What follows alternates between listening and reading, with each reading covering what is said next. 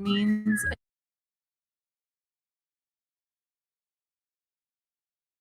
Chewy delivery is on the way. All the goods.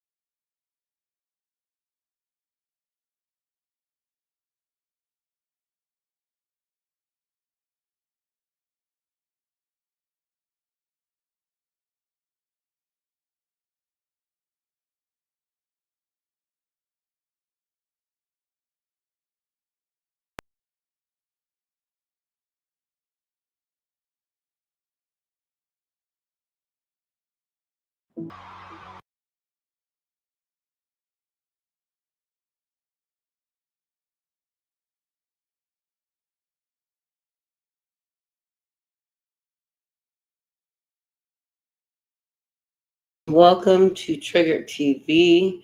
Good to have you in the building. You already know how we do it here. Hold on, let me switch the screen and put me up there. Hold on one second.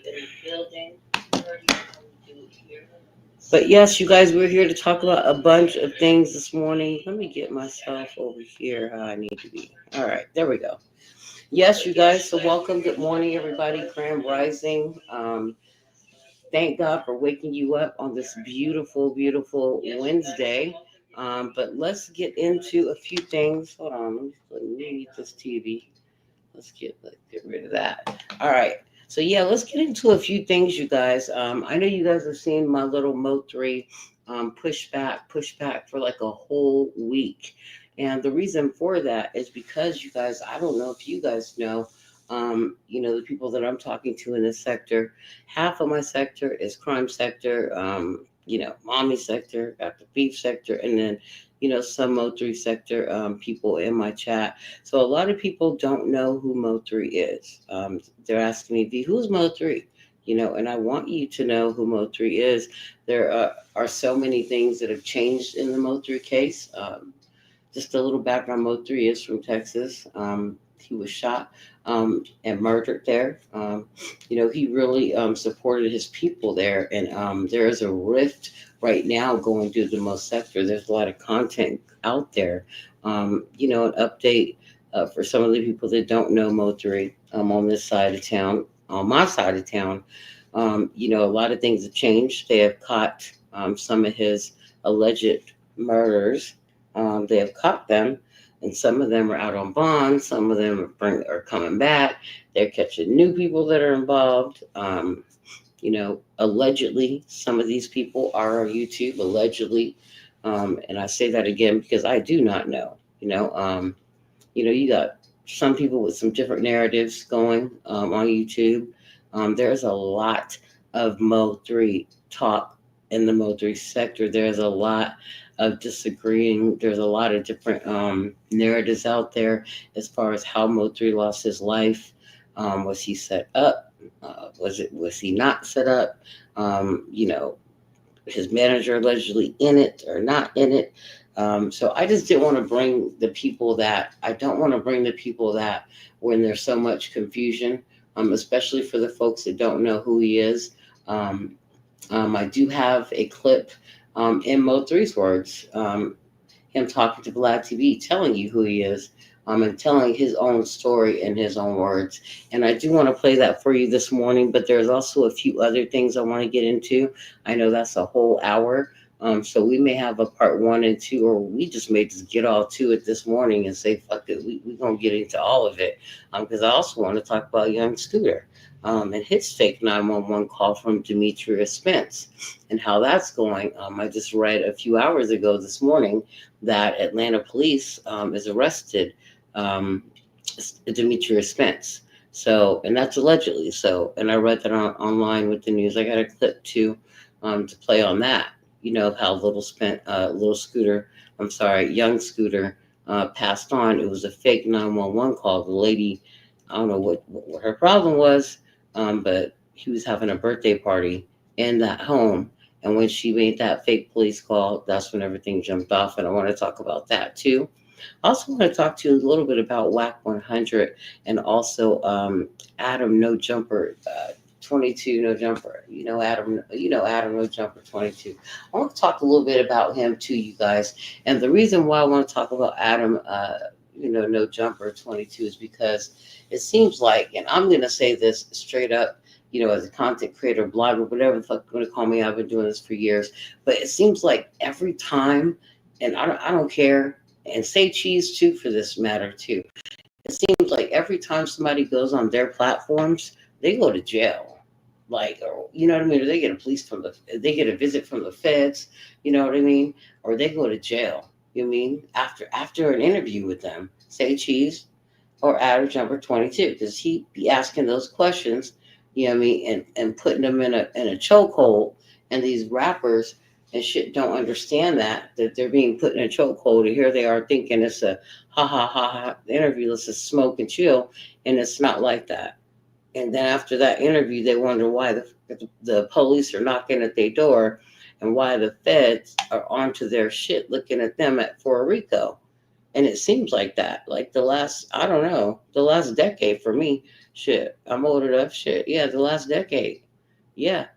And I don't like that shit. And now you got WAC 100, that jumped in the mix to call his attorneys to help Adam get his ass out of trouble. So I got a clip about that too. So, there's, those 3 things I do want to talk about. You know, the MO3 sector is very, very sensitive to be putting content out there. You know what I'm saying? If you guys do know, I do rock with Flawless Gang. So I want you to go over there and subscribe to Flawless World, okay? It's called Flawless World. Go over there, you know, go over there. You got DG over there, and he is very, very knowledgeable about Mo3. Okay, he is very knowledgeable, all the way down to the white meat. Okay, and so I want to encourage you guys, all my subscribers, if you haven't already, go over there and subscribe to DG. Okay, I'm learning a lot too about it. If you guys know me at all, which more than half of you guys do, you guys know I only watch 3, 4 channels and that's it. I don't be rotting my brain with this shit, with other people's, insight and shit. I don't. They got to be real good content creators for me to watch them, let alone even to drop down in their chat. If I drop down to your chat, yeah, you're a damn good content creator and I respect you. But I don't watch very many content creators. I watch about between 3 to 4, maybe 5 at the most. 5 is pushing the game though. 5 will be me. Okay. So I'll watch 4 content creators. But Flawless World is one of them, DG. Get over there, you guys, and listen up. Listen up. He's got a lot of Mo3 content over there. He's going to talk about the interview from Kogati. Kogati is Mo3's brother. Okay. He just had an interview over there on Real Life Street Stars. And I believe that there's a lot of channels breaking that interview down. But I want you to go over there to Flawless Gang and see how he breaks it down. Okay. He's going to talk about that interview. If you guys have not already seen it, that interview is an interview to watch. Okay. It is. So I don't know what I want to jump into first. You know, like I said, the Mo3 video is an hour, but he's talking about who he is, and he's on Vlad TV, and he's talking about, look, this is who I am. You know, so let's talk about my life, and he's talking about his life in his own words, and that's why I like that. All right. So I know it's early, it's 4:30 in the morning. I'm not gonna have very many people in the room. That's fine. If you're in the room, you want to drop down and say good morning, cool. If not, just go ahead and watch from the clouds. Make sure you smash that like button. I know it's gonna be a whole bunch of replay gangers in here. So make sure you replay gangbang up in this motherfucker for me. Make sure you smash that like button, you guys. I want you to share the video, okay?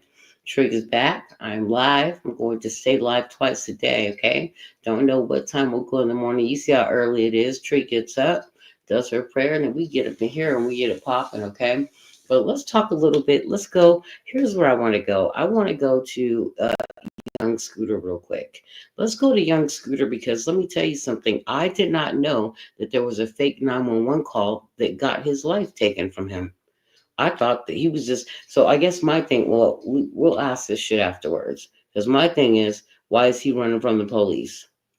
Why did he run from the police? Okay.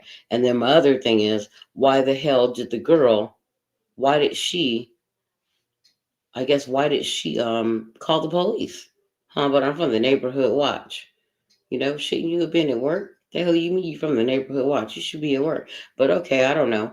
Her name is Demetria Spence. You know what I'm saying? So let's listen to that call a little bit. But they said that in Atlanta that they are gonna actually arrest her, or she's been arrested, but I don't see any arrested stuff up in here for Atlanta, okay? For her making that fake police call saying a girl's being beaten, beaten in front of the house and being held hostage. They said that there were 3 gunshots fired in the air. I mean, she was trying to get them there. So watch, I'm about to show you. So let's go ahead and pull it up and let's go ahead and listen to the 911 call and listen to how this went. Okay.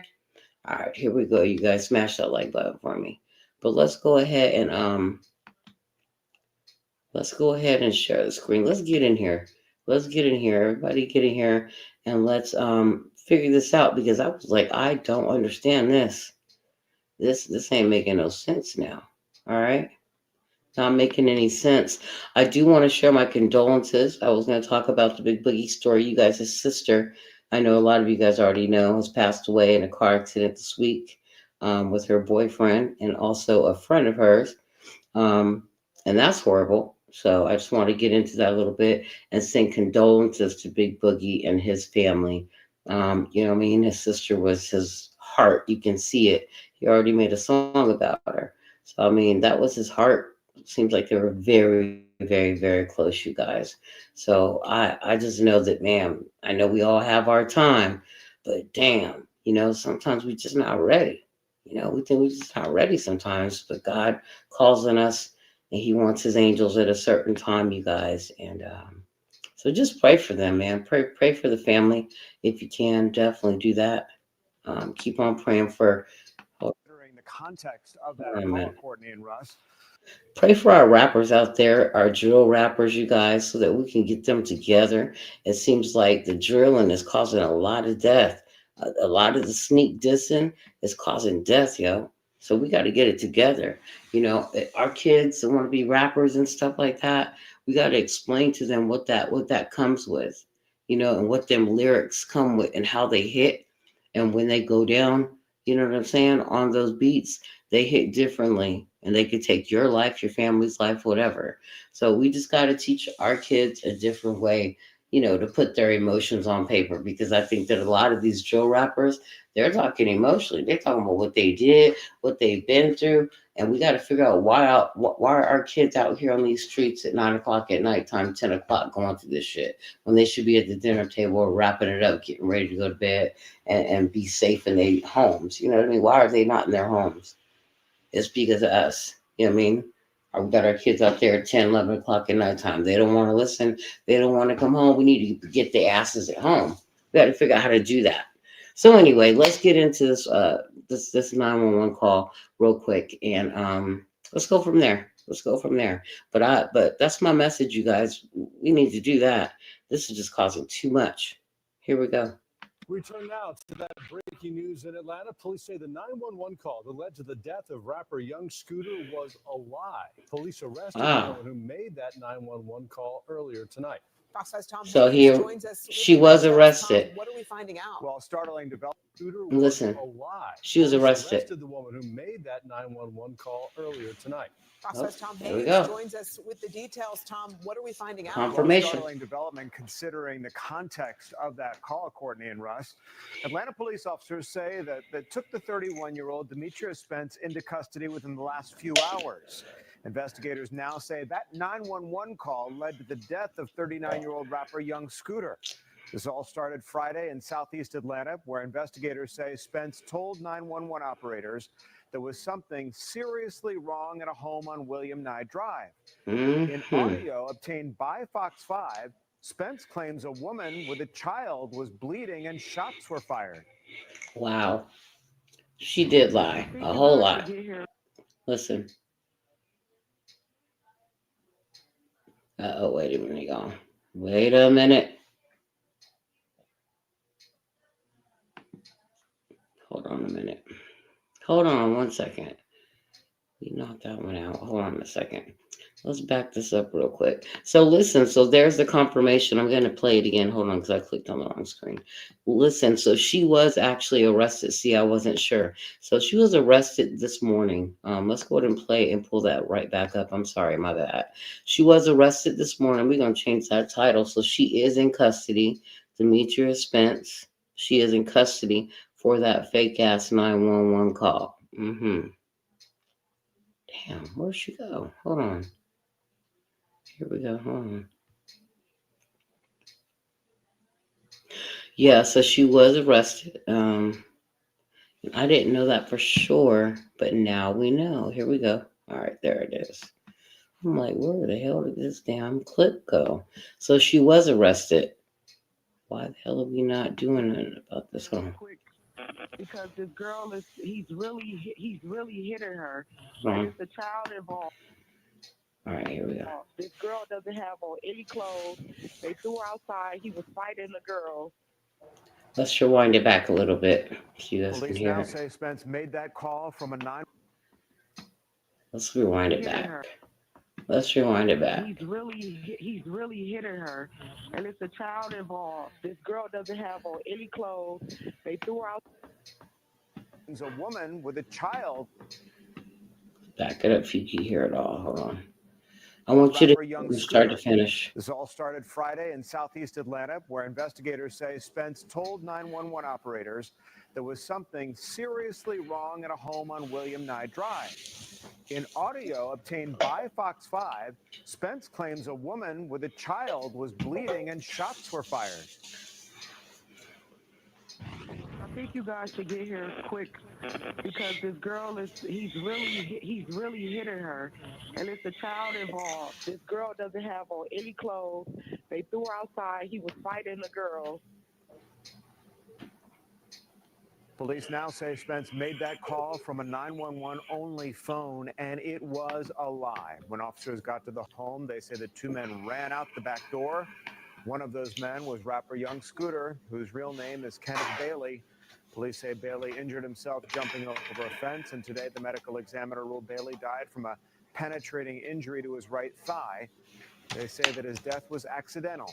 APD has stressed that social media posts claim Bailey was shot by officers. Well, that's false.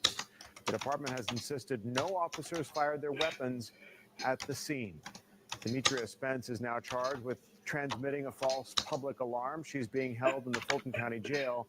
Meantime, APD has not provided a motive for that call.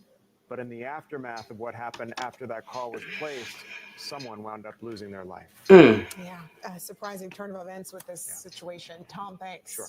Thanks, Tom. For more on Young Scooter's death, head to fox5atlanta.com and the Fox Local app. You can listen to the full 911 call and get updates on the investigation into his death. So there it is, you guys. That is true. So yeah, so the caller was arrested. 1 second here. She's not gonna let me change the typo like that. All right, yeah. So she was arrested. See, so my question was, did she know? So she obviously did not know Young Scooter. So my thing was, why would she make a call like that? Like, why would she say some shit like that?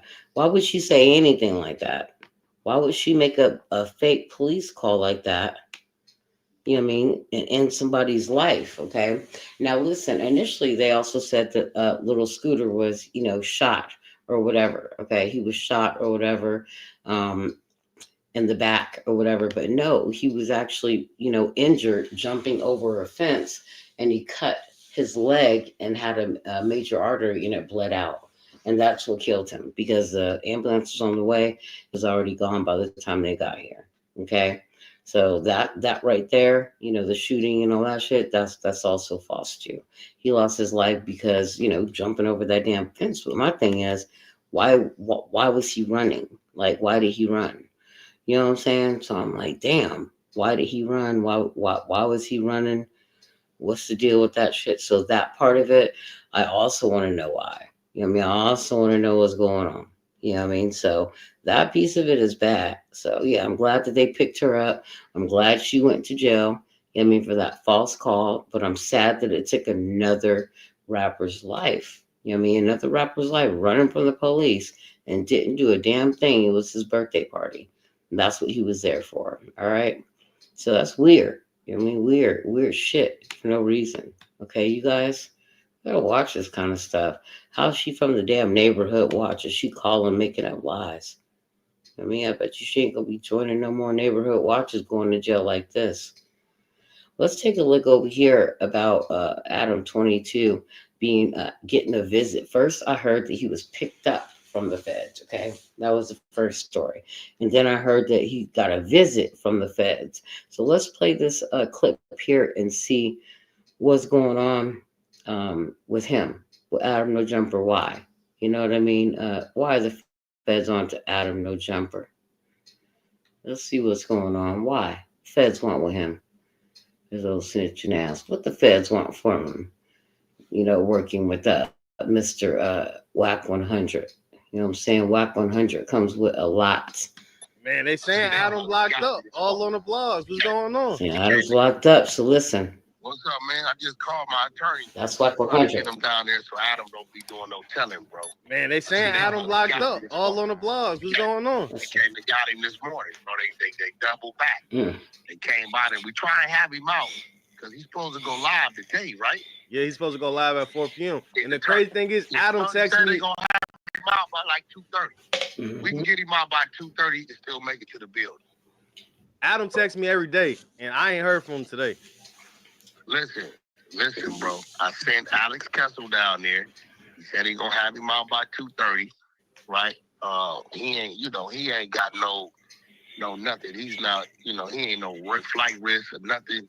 I didn't need to, I said, Alex, just use whatever, he said, nah, he got everything he needs for this portfolio.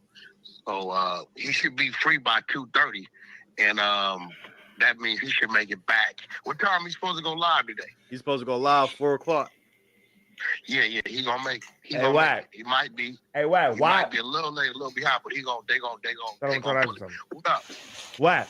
Why 2:30 or why not 2 o'clock? Well, no, he just said 2:30 at the latest. So I'm telling them, shit. I'm telling them ASAP. I don't want bro sitting there a second he don't have to, but they own him about something, bro. I don't know what they own him about, but they own him about something. And I don't know if they were trying to get something out of him, but I'm pretty sure come 4 o'clock, he gonna be here. My attorney assured me. They assured me that they're gonna definitely have him at 2:30 at the latest. So he'll be here at 4 o'clock. I'm pretty sure he's gonna have a lot to say. This shit.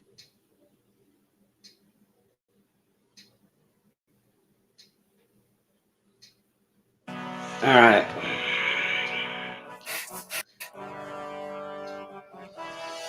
Escalade IQ. This is the intro to the all-electric Cadillac. Oh, he rapping about a damn Cadillac. Okay, y'all. But yeah, so let's see. I think that's the end of the clip for that one. Like perfection, like Hold on a minute. And on a full charge, you get. Yeah, I think that's it for the clip on that one. Yeah. Hold on.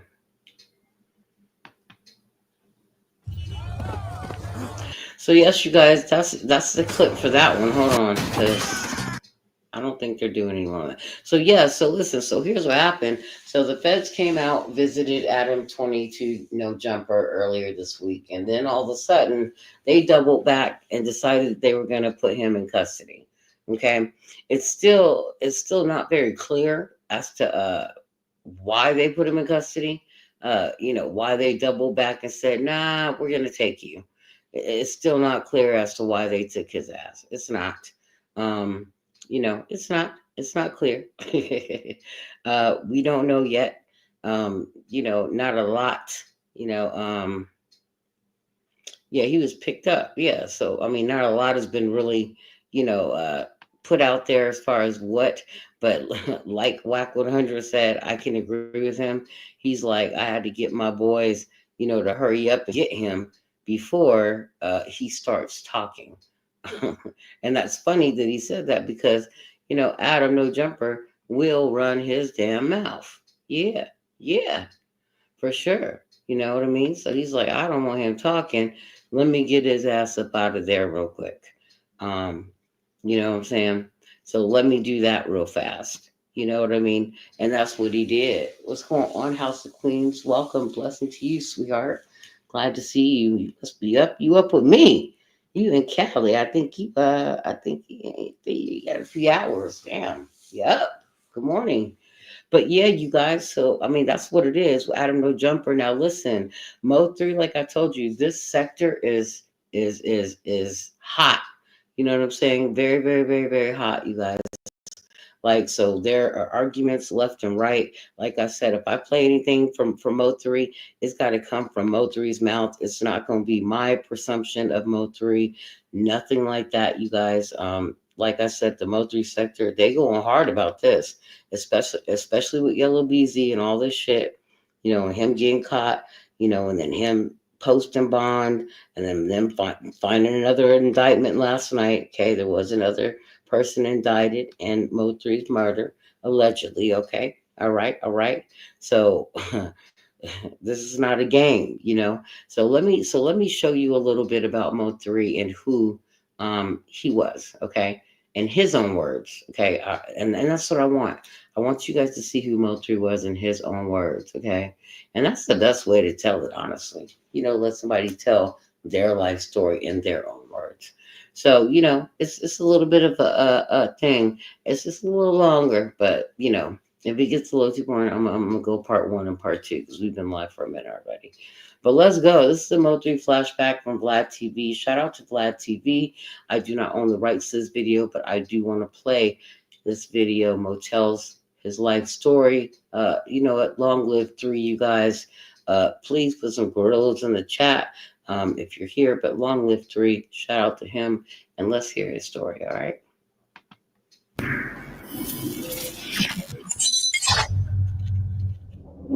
All right, here we go. Mo3, welcome to Vlad TV. What's up, man? We here. Hey, man, quite a body of work. Quite a body of work. Appreciate it. How many years now have you been like consistently putting out shit now? 3.5, like 4. Okay, almost seems like it's longer because I've seen some of these videos that are like 5 years old and such. Oh, see, so, it might be where you talking about like right now, like right now, I won't say like 3.5, 4, like. Okay, now you guys, hold on. Guys. Now, guys, this was about 4 years ago. Okay, so this was just right up close to the time that he got murdered. Okay, so this was about 4 years ago. Okay, so I believe his murder happened in 2020. So yeah, this was about 4 years ago, close to that time. So here we go. You got some big songs under your belt. Appreciate it. You know, and I think in a world where mumble rap is kind of running things, I feel like you're actually lyrical and you take a lot of time with your verses. Yeah, no, for sure. I want you to get the message. No doubt. No doubt. Well, this is your first time here? Yeah, it's my first time. Let's start from the beginning. So you grew up in Dallas? Yeah. Okay. North Dallas? Yeah, in Afghanistan, man. Far as line I did. Okay. So tell me about Dallas growing up. Shit, it's just like every other city in a way. If you're talking about the streets and the struggle, you know, shit, it's a hood everywhere. You know what I'm saying? It's a struggle everywhere. You know what I'm saying? It's a neighborhood where it's violence and crime everywhere. So, you know, shit, growing up, you know, I had fun, got in trouble. Good days over bad days. So, you know.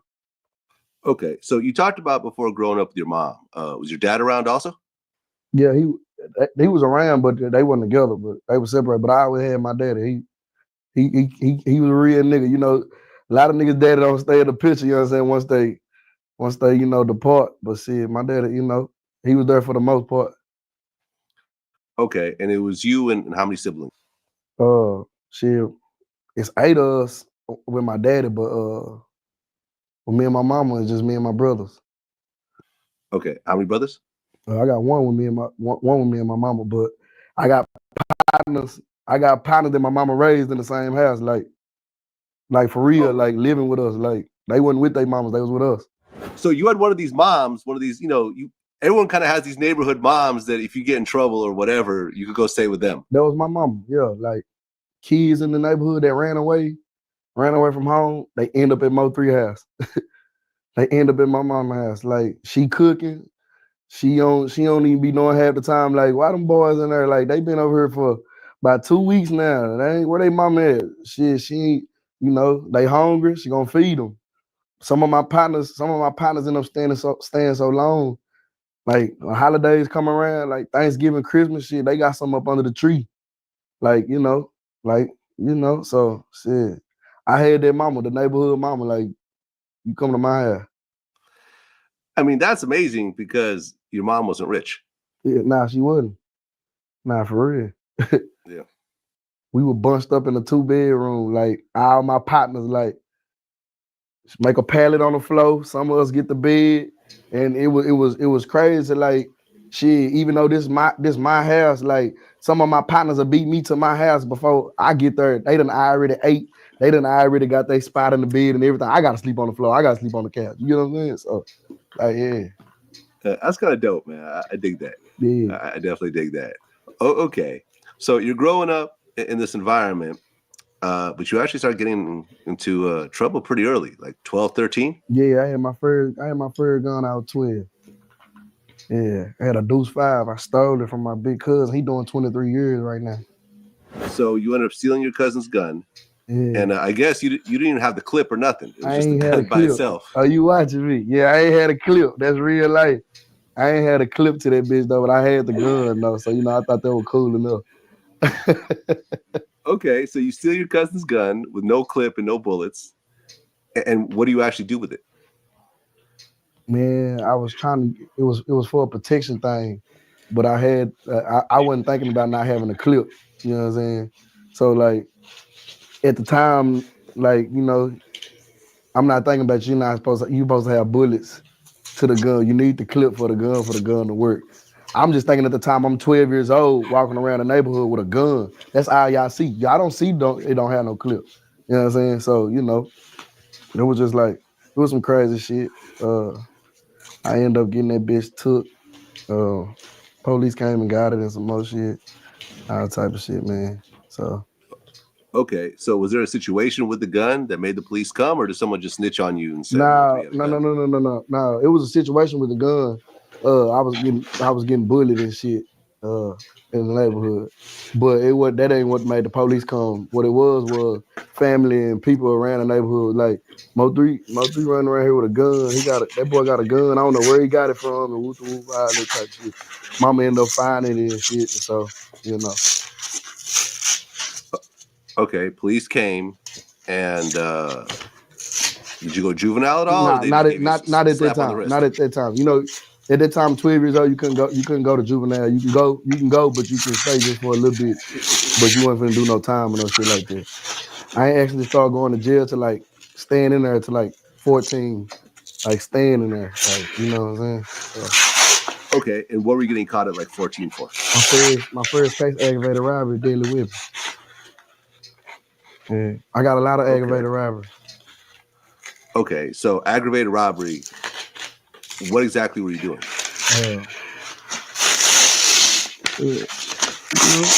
Aggravated robbery.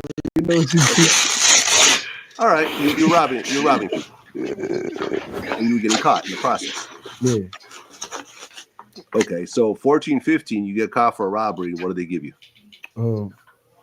First time I go to jail, I stay for like, I want to say like 4 to 5 months. I come back home on a monitor on probation.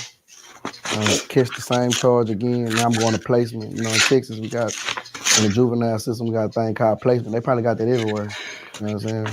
Placement is where you go to somewhere outside the juvenile, they ship you somewhere. It's like a boys' home or something. You know what I'm saying? So after that, it still continued. I ended up in Madlock, TYC. I went to CCD. I went to Sequoia. I went to Service. I've been to a lot of this shit.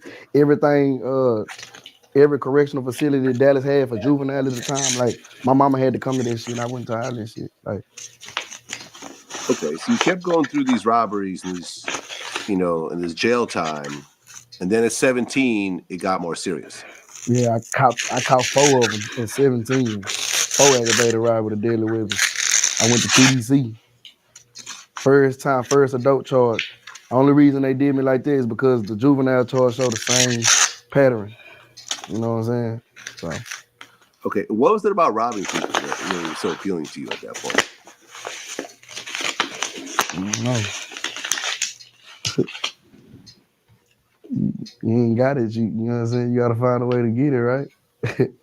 Right, but you're getting caught in the process. You see what I'm saying? Like you're doing it and you're making the quick money, but you're also going to jail. You got some good days, you got some bad days, man. I had some bad days. Yeah. So then at 17, they catch you on 4 robberies, and I guess you were facing 45 years. Yeah. And your mom tried to help, and in the process, kind of messed herself up. Lost everything. House, car, everything. She was living with my auntie. She had to move in with my auntie. Okay, so here you are messing up your own life, but now you start messing up your mom's life. Yeah. Because trying to come up with lawyer money and so forth, she ends up losing her own house, losing her car, and so forth. Like, how do you really look at your mom at that point as you're doing this? Like I say, I ain't know. I was young. I didn't know the people I was affecting was around me. Like, my mom used to say, I'm gonna lose my job. I'm gonna lose my job. And I ain't understand it until she was like, every time a school called me or every time somebody called me and say, your son in jail, I gotta immediately get up and leave work. My boss getting tired of hearing about your son always doing something. Your son always did. Your son always did. Like, you know what I'm saying?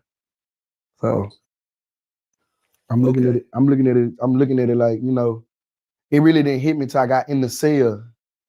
You get what I'm saying? Like, I ain't gonna lie, I still wasn't looking at it like while I was out doing it. Like, I didn't see nothing wrong. I didn't feel like I was hurting nobody else. I just thought I was just hurting myself. Okay. I mean, you were facing 45 years. I mean, what does that do to you? Hold on. I really wasn't facing no 45 years. That's just what they, in the sense, they'll keep telling you that. They'll keep telling you the highest number to scare you. You get what I'm saying? Like, it wasn't set like the DA was like, hey, tell him this is first offer was 45 years. Like, my lawyer came to me and was like, they offering 45 years, you know, woo, woo, woo. You know what I'm saying? But, you know, they talking. So, you know how it go. Like, you know. Yeah, but still, I mean, there's always a worst case situation. Yeah, like, nah, for sure. You know what I'm saying? But you know that charge hold 5 to 99 in Texas. You know what I'm saying? I don't know how it go nowhere else. Check it out. At Planet Fitness, you can get free fitness training. We're mixing it up. We're not slowing down. I'm checking my form. 55, lifting 70. You coming? Save $28 or more when you join for just $1 down, $15 a month. Cancel anytime. Deal ends Friday, April 11th. Else, but like Texas, 5 to 99. No, I mean, Texas don't fuck around. I mean, They Texas don't. still has a death penalty. Yeah. I mean, when they say don't mess with Texas, they mean that in every form of fashion, like for real. Right. So you managed to get 45 down to 2. You're 10. I did 2 on the 10. What does that mean? You signed for 10-year sentence, came home on good behavior on the 2. Okay. Yeah. So then you do 2 years and then what, 8 years probation or? Yeah, there you go. Okay, got it. Shock. Okay. So you end up Now, you guys know, I know their jobs are to be interviewers. I get that part. But not specifically with Vlad TV do they go to jail. But I told you, say cheese and damn Adam Jumper 22. And that's because see how detailed they be asking about the crime. Like now if he had not already served time for this shit, his ass would be souped up with Adam 22 getting a visit from the damn feds if he had not already gotten one. And these are just juvenile charges because them damn interviewers be on you. You know what I mean? On you. He's like, what do you mean by aggravated robbery? And he's like, aggravated robbery? Like, what the fuck else you think I mean? Aggravated robbery. That's what the fuck I mean. Like, I don't know how else to explain it to you. Aggravated. Like, aggressive. Whooping your ass to get your stuff. I don't know. But like I said, there's no one better to tell his story but him, and he's like, shit. end up going into an actual penitentiary at this point, an adult penitentiary, right? Yeah, I was on like 4 or 5 different units. I went when I first caught chain, I left. I went straight to Huntsville, Texas. That's the Bird unit. It's called the Bird unit. I think that's a transfer unit. I left Bird unit. I left Bird unit and went to Robinson unit. I stayed at Robinson for like 4 or 5 days. I left Robinson unit and my station unit was in Childress, Texas, was at the Roach unit. I stayed in Roach most of my time and I discharged at the Wiles unit. And that's when Dallas came and picked me up from Wiles unit. Okay. And what was the biggest difference from going to juvenile to actual adult prison? It's like it's a big difference. It's like they tell you once you get in here, like you ain't in juvenile no more. Like, you know, juvenile is like it's not hands on, really. You know, you can't do nothing to a minor, you can't do nothing to a kid in the eye of the law. Like, you can do a certain type of thing, but like when you're an adult, it's like you gotta swim for yourself in that water. Once you get in there, it's like a guard to turn their head and like, shit, you gotta do your thing. You grown now. You know what I'm saying? But like in juvenile, it's put your hands behind your back. Say yes sir, no sir. Stand this way, look this way. Everybody stand in the corner, whoop the whoop. It's like you always being monitored. In juvenile. In prison, in TDC adult, it's like they not watching. It's like whatever happens sometimes. You get what I'm saying? So like it's a big difference. Like, yeah. What do you think was the worst thing that you experienced in prison? Fighting for my commissary. I had 6 fights. I won 2, lost 4. Yeah. That's real. Yeah. But out of that 4 I lost, they gonna tell you he ain't no hoe. You know what I'm saying? So and this whole time you're not even rapping at all. Nah, man. I always had the talent to rap and sing, man, but nah, we didn't know we was gonna be here on Vlad TV today with all the ice on. Nah, we ain't know that, man. We ain't see this coming right here. So nah, man. I was just regular old MO3, man. Okay, so you get out, and I guess your dad was the one that encouraged you to start rapping. Yeah, he encouraged me before I left, before I caught chain to TDC. Before I caught chain, he came to visit me because it was like once they visit me in the county, they know where I was finna go was so far. And ain't nobody have cars like that to be, you know, going way out there. So, you know, they did all they can to visit me in the county in New Sterry. And so like that last conversation I had with him, man, he was just like, what you gonna do when you get out of here, man? I don't know what else to do. So I wasn't smart in school, so I don't know nothing else. Like, shit, he was like, rap. I was telling man, they don't about to make it in no rapping. Like, not around here, ain't nobody make it in no rapping, bro. Like, you know, he was like, shit, just tell your story. He said, everything you done ever did, just rap about it. You ain't gotta do it no more. Just rap about it. I did that shit. Okay, so you get out and you start rapping, and you know Dallas is kind of buzzing right now, but back then it really wasn't. Yeah. You know what I mean? There was no, you know, all these popular Dallas artists that you see these days getting deals. That just wasn't even happening back then. Yeah, it was. So here you are trying to make some noise in Dallas, and what started happening in the beginning? I make a song. It's a remake of some other Dallas artists that came up before me at the time. You know what I'm saying? Like, and I always used to listen to them. You know what I'm saying? So like, I'm just fucking with the song one day, and I remake the whole song. And shit, I let somebody hear it, and they was like, bro, go record that, bro. Like, go record this shit. I ain't had no studio money. You get what I'm saying? Like, my cousin, he in the FEDZ. He had ran a studio. He in the FEDZ right now. And he was just like, little nigga, so you stay out of trouble, use my studio. You know what I'm saying? For free. You know what I'm saying? That only lasted for a certain amount of time, but the time that he let me get it, like I used it to my advantage. I go and make the song. I link up with this nigga named Spliff from Oak Cliff. I link up with him, and they looking at me crazy. Like, I'm from the North.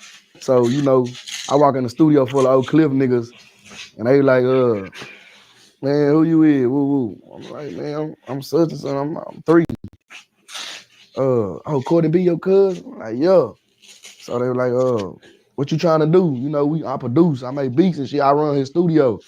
He told me to record you. You know what I'm saying? So I tell him the song that I'm finna remake. It was like a big song, like for Dallas history.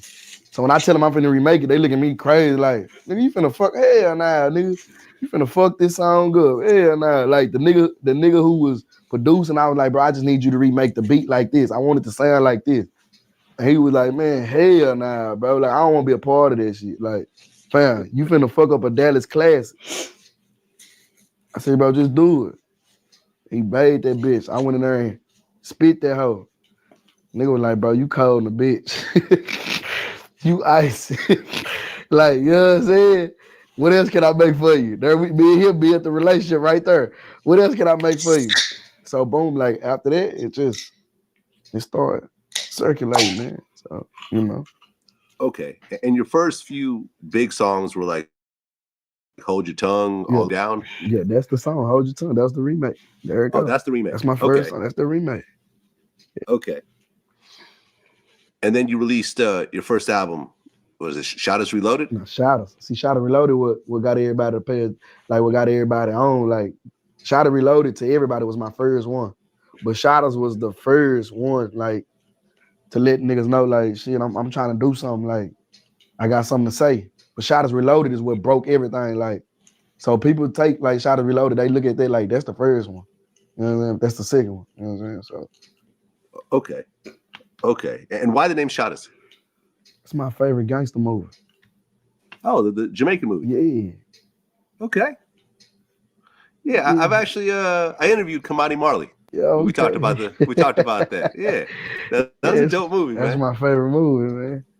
Yeah. They're supposed to make a part 2 at one point, but that never happened. Yeah, I remember that. Yeah. I mean, shit, DJ Khaled is in it. They had to, Wyclef is in it. Wyclef in there. Bunch of people. Yeah, bunch of people. That's the skinny DJ Khaled. Didn't nobody know. Yeah, the skinny. A lot of people didn't know that was DJ Khaled out there with the burner. Yeah, on the block. Yeah. Exactly. And why the name MO3? My daddy named Third. He's kind of my daddy. Triple L Cool Man. That's Third. You know what I'm saying? So I'm his junior. I'm Lil 3. You know what I'm saying? Now I got a Lil 3. Now I got my son. He a Lil 3. But at the time, I was Lil 3 to my daddy because his name Third. And on my mama's side, they call me Lil Mo. So it's Lil Mo. I'm over there with my mama people. Them is, oh yeah, my cousin. That's Lil Mo. That's Lil Mo. You know what I'm saying? And I'm over here when I'm thugging on the summertime with my dad and them side. Yeah, Lil 3. Woo, woo. It's Mo 3. Okay. So right around 2016, that's when things started to kind of take off with rap. Yeah. Yeah. Yeah. You can say that. Okay. You can say that. So what starts to change when now you're actually getting to transition away from street money into real, legit music money? Yeah. It was shit. Popularity, like I always been somebody, like no cap, like I always been popular. Like I was the kid getting in trouble and shit at school and in the neighborhood, like running with the cliques and shit. Like I was always head honcho, like, like so I always had a name before the fame. Like I knew I was gonna be something. You get what I'm saying? So like all it did was just piled up on top of popularity, just piled up and it just went through the roof. Like, cause now it's like we was looking up and hanging with this MO3, but like now it's this MO3. So, all it did was just a lot of more benefits, a lot of more different relationships. I got to see a lot of different shit.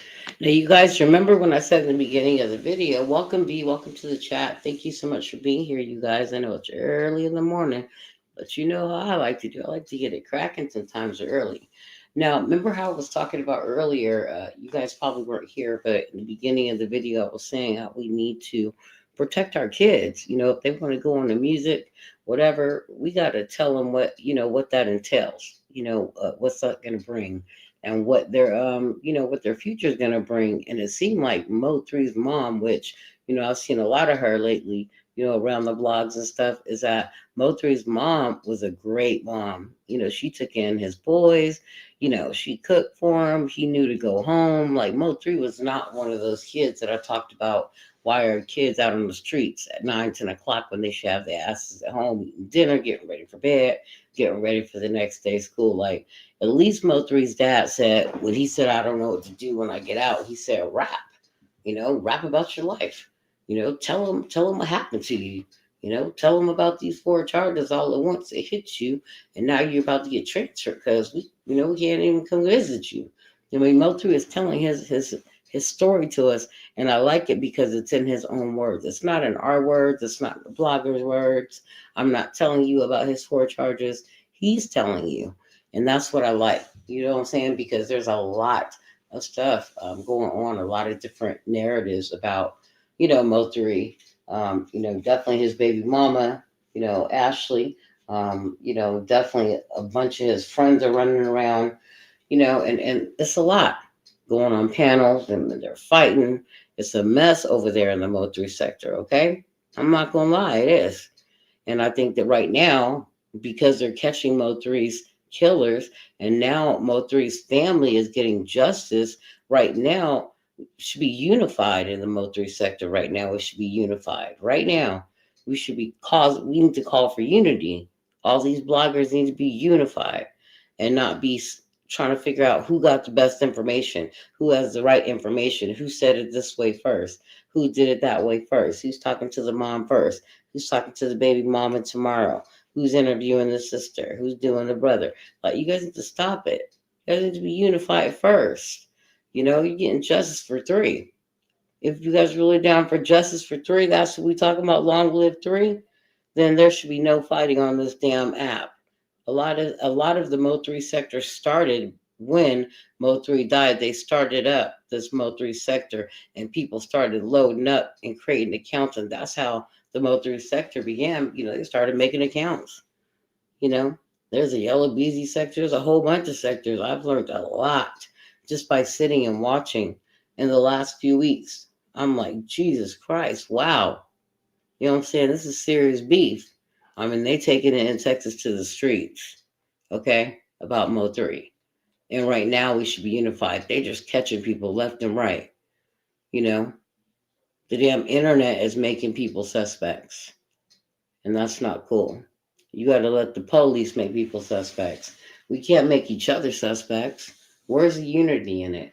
Where's the pride in it? Because the family wants justice. They don't care what you guys say out there. They don't give a fuck about these bloggers and what you guys blog on YouTube. They want justice for their cousin, their brother, their son, their grandson. You know what I mean? Their cousin. They want justice for him. They don't care what the fuck you guys are saying. They don't care. And there's some great bloggers out there. I can name a few that actually know what they're talking about. And they are right on beat. Like, I'm reading about Mo3, learning about Mo3. I didn't start my page for Mo3, But now, I've entered their section. I'm looking at it and I'm like, wow, this shit is deep. If they want to take it to the streets, you guys got to take it somewhere else. Do the homework. Just be unified. Be glad they're catching them. These motherfuckers that they're catching, yes, they may be out on bond. I don't mean they're going anywhere. They're still suspects. They still have questions to answer. And as they sit there and answer those questions, one by one, like I said, one by one, people will go down for this murder, period. I'm not going to be monetized for this video. Make sure you hit that thumbs up. It's fine. I don't care. Understand. You know what I mean? Understand it.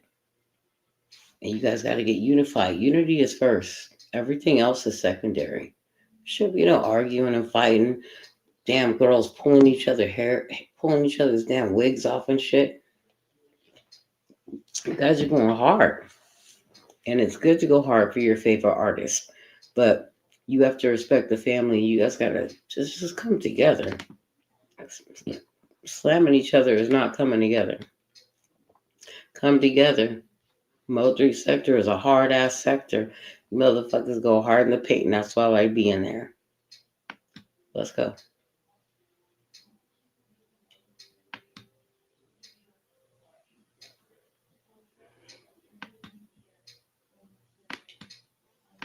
Come on, let's go. Damn. Hold on. The play button don't want to play no more. It's like, no, I don't want to play no more, but y'all, I'm done. Hold on a second. But yeah, we need full unity, you guys. This man is about to get justice. I know his family is happy. But now there's a lot of stuff that's coming out. Just so you know, a lot of stuff coming out. You know what I'm saying? In his death. In his death, a lot of stuff is coming out about allegedly now. This is allegedly about his damn manager. You know what I mean? Spending his money on different things that he shouldn't be. You know what I mean? Different shit, a lot of different experiences and shit. So, you know, it was fun. Plus that money, like, you ain't never had no money like that type shit. Like, oh yeah, I was having fun. But I had 7 cars at one time. Well, you had 7 cars. Yeah, man. Okay, can you name the cars? I had Porsche 911. I had AMG 550. Go I ahead, had a Benz Coupe, a 350. Ooh. I had a 2015 Camaro on FOS. Come on. I had a Challenger, a white Challenger. Come on. I had a goddamn it was like a Jeep Cherokee, a black one, and I had that 640 Beamer. Well, come on, Motor. Okay, I mean most of those are luxury cars. At one time. What's the point of having 7 cars? Like I've had 2 cars at one point, and I'm like, I don't even need these 2 cars. Let me get rid of one of them. I got 2. That's it. I'm gonna keep it real with I got What's 2. I like keeping it real. Yeah, keep it real. I told you about that popularity with your name. It came, I got different relationships. I ran into a car dealersman who was jugging me the cars. I just cashed them out. And I was getting them bitches. Like, you know, fuck going through the people, going in there. I ain't had to do none of that. Said I own my I'm bringing him that cash, he gonna bring them keys. Mm-hmm. Like, so talk about it. I just kept get every time I do a show, he used to me. It's like every time you do a show, you go get another car. Yeah, like go, like come on, like yeah, like for real. Like for real. Hey, man, if that's how you want to do it, that's how you're gonna do it. The insurance costs alone though must have been kind of crazy. Parked in different places. You know what I'm saying? I ain't have enough garage room. Yeah. 2 condos, a house. So they was parked over here, parked over there, parked over here. I know they were parked everywhere. He said, I earned my shit. Okay. And you know, growing up, Boosie was your favorite rapper. Yes. He's still my favorite rapper. Let's go. Still your favorite rapper. He ain't my favorite rapper. He my favorite street nigga. That's my favorite person. Let's I'm go. a rapper. Let's go. I mean, Boosie's one of my favorite people too. I mean, he's a regular on Vlad TV. Now, let me tell you guys something. And there are a lot of people in the MO3 sector that I heard. Now, I was listening to this on a panel the other day. Okay. And a few people in the MO3 sector I heard say this. Now, after MO3 was shot, the next day, Bootsy came out. You know what I mean? Because Bootsy knows that MO3, you know, that he's MO3's favorite rapper. So they actually became friends. They became cool. Okay. Now, when MO3 got shot, Bootsy came out the next day. Bootsy got shot in the leg. Okay. Bootsy was rolling around in that damn wheelchair for a minute. I don't know if you guys remember. He even did a show in that wheelchair. Okay. All right. And that was when MO3 got shot. MO3 got shot, and the next day, Bootsy was shot. All right. And I believe that Bootsy was shot in the leg and all that shit by the same motherfuckers. Okay. So they should be charged for that shooting too. And I don't know why they're not. Bootsy's not pushing it, but he should be because he was shot the day after MO3 was in the legs and everything. Okay. All right. So he was shot the next day. Bootsy, yes, he was. So I don't know why the fuck there are people out there, you know, on the MO3, in the MO3 sector on panels saying that Bootsy was never shot after MO3. Yes, he was. He and MO3 were tight. He met by Bootsy and they were cool. So yes, he was shot. So let's clarify that. TV. I know you've seen the interviews. I have. I seen what he be up here. I know you've seen the interviews. Yeah, I have. Well, you actually ended up linking up with Boosie at one point. Yeah. Mm-hmm. He called me. Mm-hmm. He called you. Yeah. Mm-hmm. It was 2016. He called me in 2000. He FaceTimed me.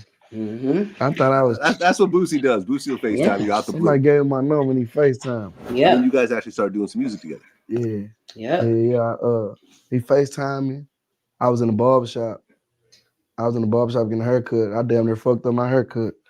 Trying to look at that FaceTime. Like shit. After that, I met him in the mall. Let's I go. met him in the mall. Redberry Mile in Oak Cliff in Dallas. He had a show down here, and he was doing a meet and greet in the mall at the Foot Locker and shit. I think it was a Champs of Foot Locker. It was one of them. I went in there, shit. And it's on YouTube and shit. That whole video clip where I met him and shit. Like, oh, this the nigga I've been hearing about. You know what I'm saying? Woo, woo. After that shit, he flew me to his house and shit. We got it on. Right. I mean, he actually co-signed you. Yeah, he did. Yeah. Appreciate that.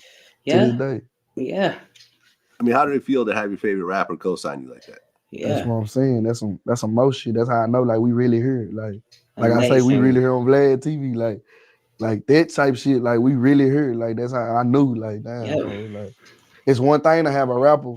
It's one thing to have a rapper co-sign you. You know what I'm saying? But like, when it's your favorite rapper, yeah, you know who you know word for word, who you live by, like who you wake up and listen to on your way to school and shit. Call your phone and invite you to his house and shit. Like, yeah, man.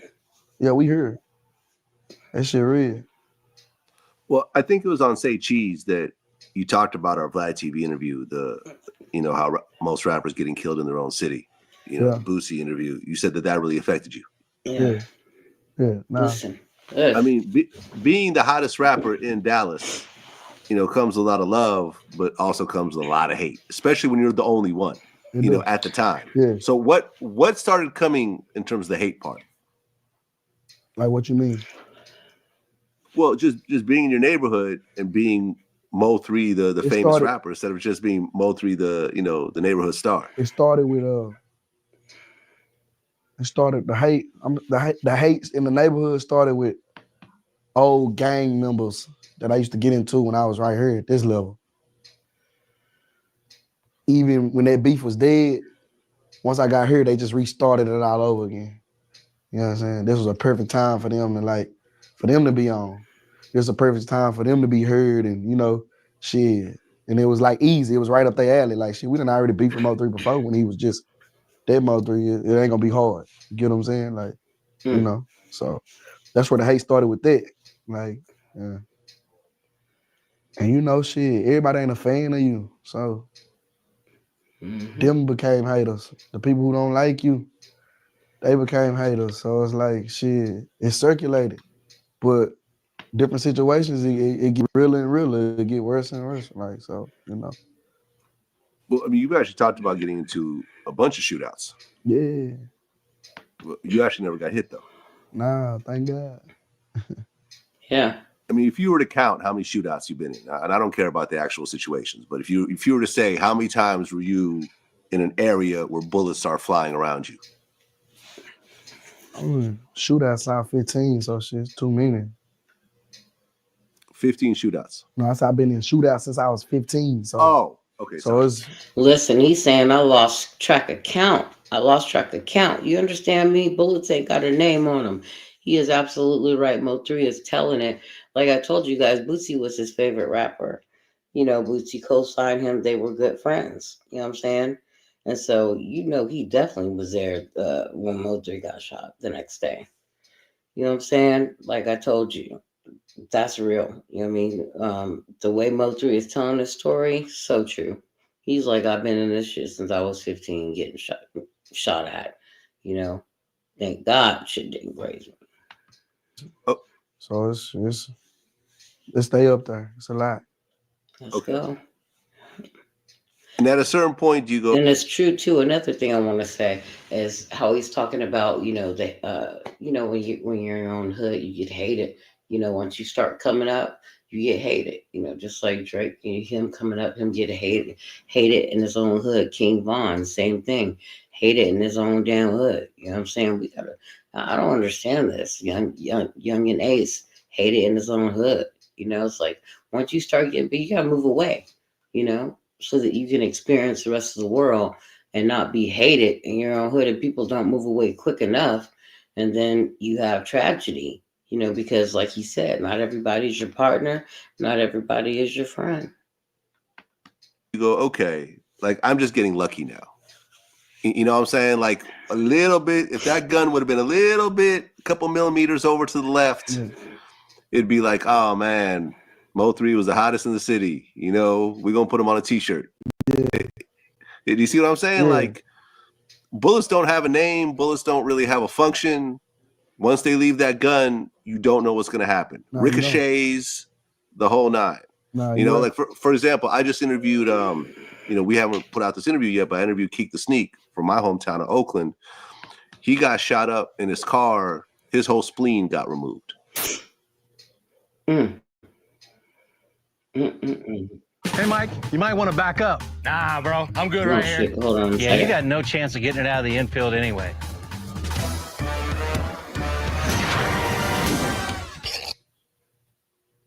A lot of people rooting for me. A lot of people feel this shit is just unjust. But then they don't even know about the part that I don't have a spleen. They remove my spleen. Oh, here it they is. They don't know about the part my immune system is not that strong. This is the shit that people don't glorify and people don't talk about. But this is what happens when you're talking about bullets. Nah, you know, I know the ins and the outs. I know the goods and the bads with this shit. You know, what you sign up for, you supposed to already know what you up against. You know what I'm saying? But like I say, I was one of them that was blessed. Like I know a lot of people. I know a lot of real gangsters and real street niggas who never been to jail. Like fuck getting shot. I know a lot of gangsters and real street niggas who never been to jail. So it's like, and them be the ones that be blessed. Like, and I was one of the ones that were blessed to never be, hit up. So came close a lot of times. Yeah. Well, I mean, you said you've been on paper since 2006. 2006, man. It's 13 years now. Yeah, man. I just got off 2017. Okay. Yeah.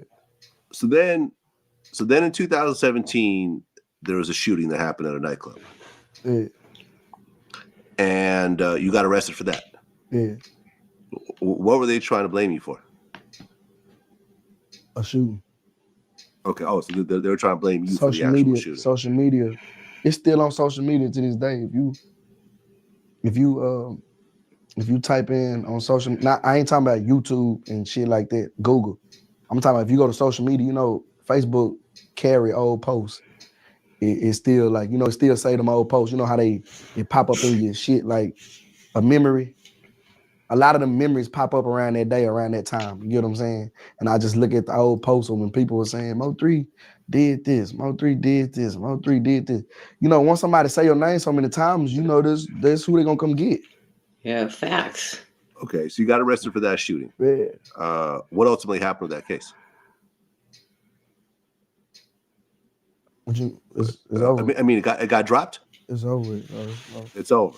No case. Okay. There's no case. There's no case. Okay. Well, then a month later, you get arrested again for a fight that happened. Yeah. So it's happening like one after another. Like here you are, you're popping, and now you're getting arrested more. Yeah, it's like it's going good for me, and then here come all this bad shit. Yeah. Yeah. Okay. Well, because if something happens, people aren't going to know the random guy, in the Nike sweatsuit. They're going to know MO3. That's right. You're the recognizable one out of a group. You see what I'm saying? That's right. That's fucked up. It is fucked up. The person with the name gonna get the blame. You get what I'm saying? I don't be knowing what be going on out here, man. Like I don't be.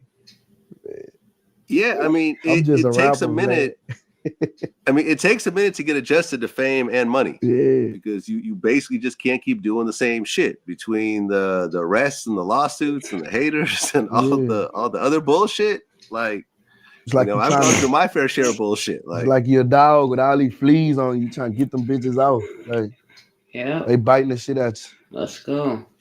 Okay, and I guess you spent like $90,000 in lawyer and court fees. Yeah. And to keep it real, keep it real. That was all the money I had at the time. I went broke. I couldn't buy my son no Similac milk. No $13 can of milk. Wow. Yeah. I wasn't finna ask nobody for nothing. You get what I'm saying? But, shout out to the real niggas who ain't have to ask, who just stood up and, I got you, bro. You get what I'm saying? Well, when I hear that someone spent $90,000 to stay out of prison, what that means to me is that if you didn't have that type of money, you'd be in prison right now. If you're a public defender, you'd probably be in prison right now. Yeah, nah, facts. Fact. Yeah. Fact. Especially when you in this lane, you see Vlad, you see every big artist or somebody got something going for themselves, they gonna get you. They gonna do whatever they can. Like them prosecutors and them they gonna get you. Like, so you better have some type of money or some type of relationship. We gonna get you. You know what I'm saying? So yeah, I mean, especially with all the priors and the history and everything else like that. And then they don't even make it look good. And they don't even like, even though I tell a judge I'm a changed person. Like, I used to get pulled over. Like, thank God I ain't been pulled over in a long time. Last time I had my Hummer truck, that Hummer was something was wrong with that Hummer. It was bad luck. That was last year. And this is like they kept pulling me over in that bitch. I got rid of that. But it's like they'll see all that shit that happened a long time ago. I'm like, fam, that is not me no more, man. I'm doing something else. You get what I'm saying? But it's like it's gonna be there. So, So then I think it was it last year that you dropped Everybody Not Your Friend? Yeah. You dropped it by yourself first. Yeah, this Everybody was on, Ain't Your Friend. The one with me by myself, 12 million views. Yeah, I'm looking at it right now on YouTube. That was on Shada's 3.0. Yeah, that's me by myself. That's the rhythm. Right. And then you drop a remix with Boosie. Boosie called me. He called me at DJ Khaled house. I'm sitting in the parking lot and he called me from Khaled house. He was like, man, I need that everybody. Like, I'm trying to get on there. I was like, yo. He was like, nah, for real. Send it to me right now. I'm at DJ Khaled house right now. I'm finna get in the studio. I sent him that bitch. I mean, that's a hell of a song. Appreciate it. That's real. It's a hell of a song. And honestly, I mean, I like Boosie's version as well, since I'm a Boosie fan, but really you held that song down by yourself just fine. Like, Appreciate it. Yeah, and I think it's one of these like kind of messages that everyone can relate to. It's I lost all my friends. All them niggas that stayed at my mama's house who I just told you, I lost all of them. They're all gone. They all gone. I feel you. Shout out to the niggas around me. Listen. This real life. You can just meet people that be realer than the niggas you grew up with all your life. Yep. No, I mean, all of my old friends, I don't fuck with none of them anymore. None of them. As soon as I start getting successful, they start feeling like they deserve the money that I was making for themselves as well. All right, we're going to stop it right there. That's the halfway point, guys. This is a long video, and I want everybody to really pay attention to who Tree is. Okay, because, yeah, so that's MO3. We're going to play the rest of the video today. Okay, you guys. I don't want to bore you. I want you to wake up. It's early, morning time. I kind of want to play the rest of the video just to get it out, because I think if I play it in two, people are going to be confused, like, what are you talking about? But if I play it all in one video, they could just hit the replay. So we should just go ahead and get through it, because it's a really good video. You know what I'm saying? It really does talk about Three in his life and period. And he's actually in his space. So we should just knock out the whole video. So when the replay gang, bang, bang, bang goes back, they got the whole damn video, and it's not a two-part video. Because I'm going to be honest with you, I hate two-part videos. If a motherfucker says you're going to play the second part of the video and then come back to part two, I never go back to part two. So I'm thinking I should just go ahead and play the rest of the video. But Mo is really, speaking. Long live Three, you guys. Seriously. And yeah, shout out to long live Young Scooter too. You know what I'm saying? We do crime over here too. And shit, the way they did Mo3 just, it disgusts me the way they hunted him down that freeway and shot him like that. It pisses me off. It does something to me. You know what I'm saying? Like, just to stalk a man's life like that and do him like that. So I might go just with the rest of the video, because it'll only take us to about 6:15.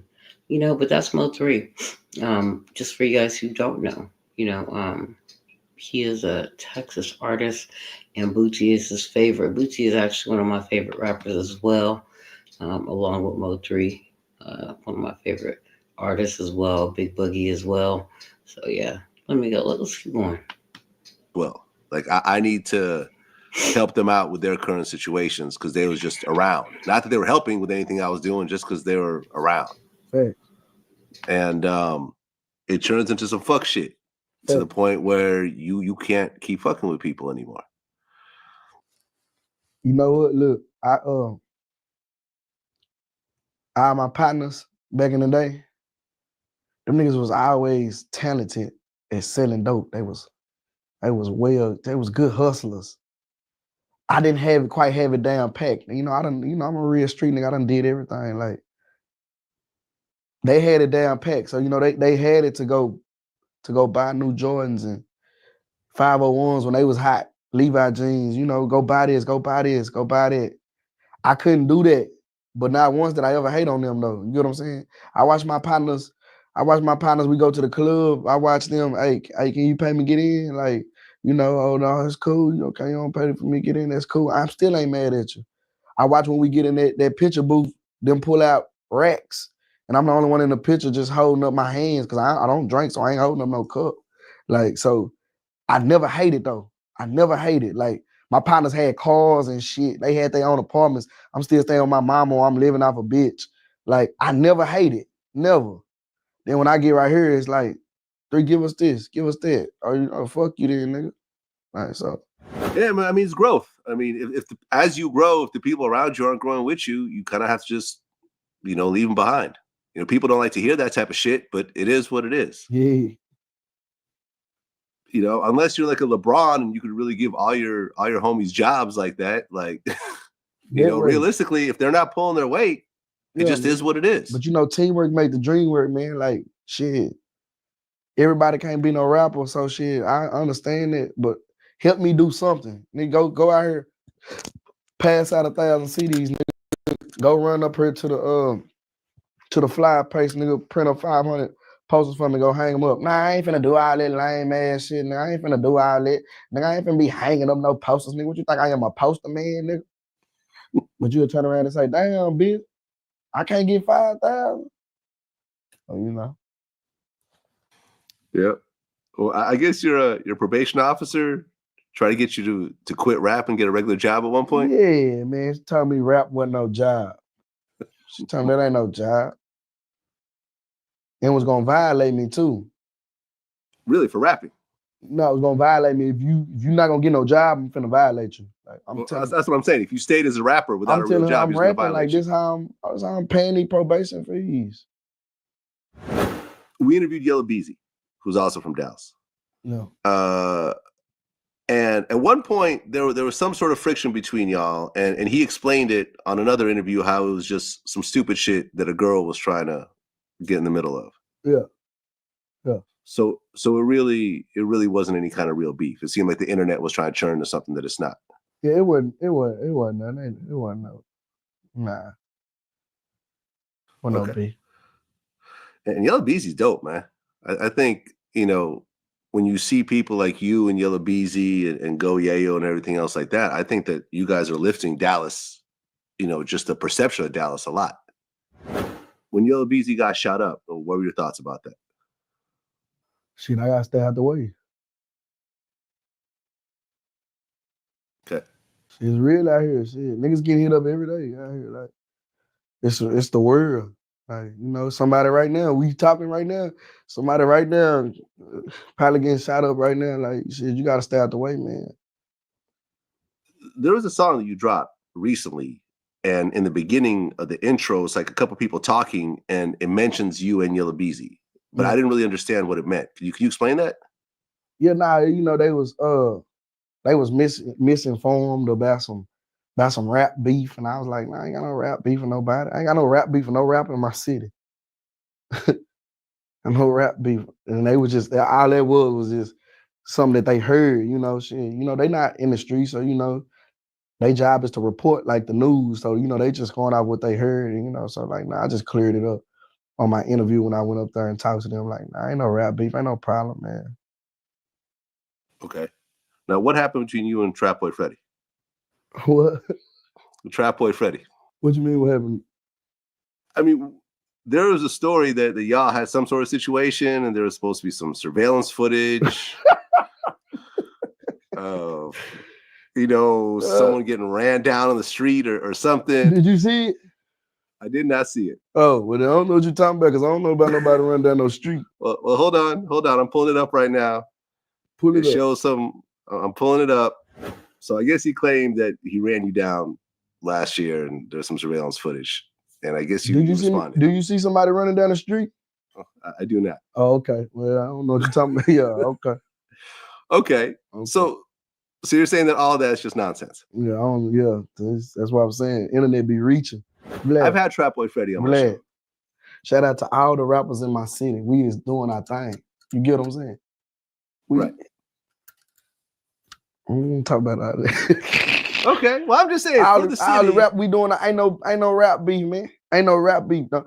They can't put me. People can't put me in no rap beef, man. I don't get into all that, man. That make my skin cry. Like it's nasty. Like, well, I mean, that's what I want to hear, man, because Dallas is popping right now, but all it takes is just a bunch of bullshit to happen between the rappers, and then a lot of doors will get closed. Because I guess at one point you got banned from performing in clubs in Dallas, right? Yeah, for shit, damn near a year. Right, that was over the shooting incident. Yeah, right. So here you are, and that was fucked up. Right, you're one of the hottest dudes in the Something city. happened you in can't Fort perform. Worth, 45 minutes away from Dallas. Y'all telling me I can't come in clubs. I'm banning. Y'all trying to ban the music and all that. Something that happened 45 minutes away from Dallas. I didn't understand. Right, and that's my point. I'm not here to try to drum up whatever beef it is. Like, I'm here to say, like, all this shit is bad for business, and ultimately, like, all y'all are winning in your own way. Yeah. And to put aside whatever bullshit, because this all just looks like bullshit, honestly, when I'm looking at it. Yeah.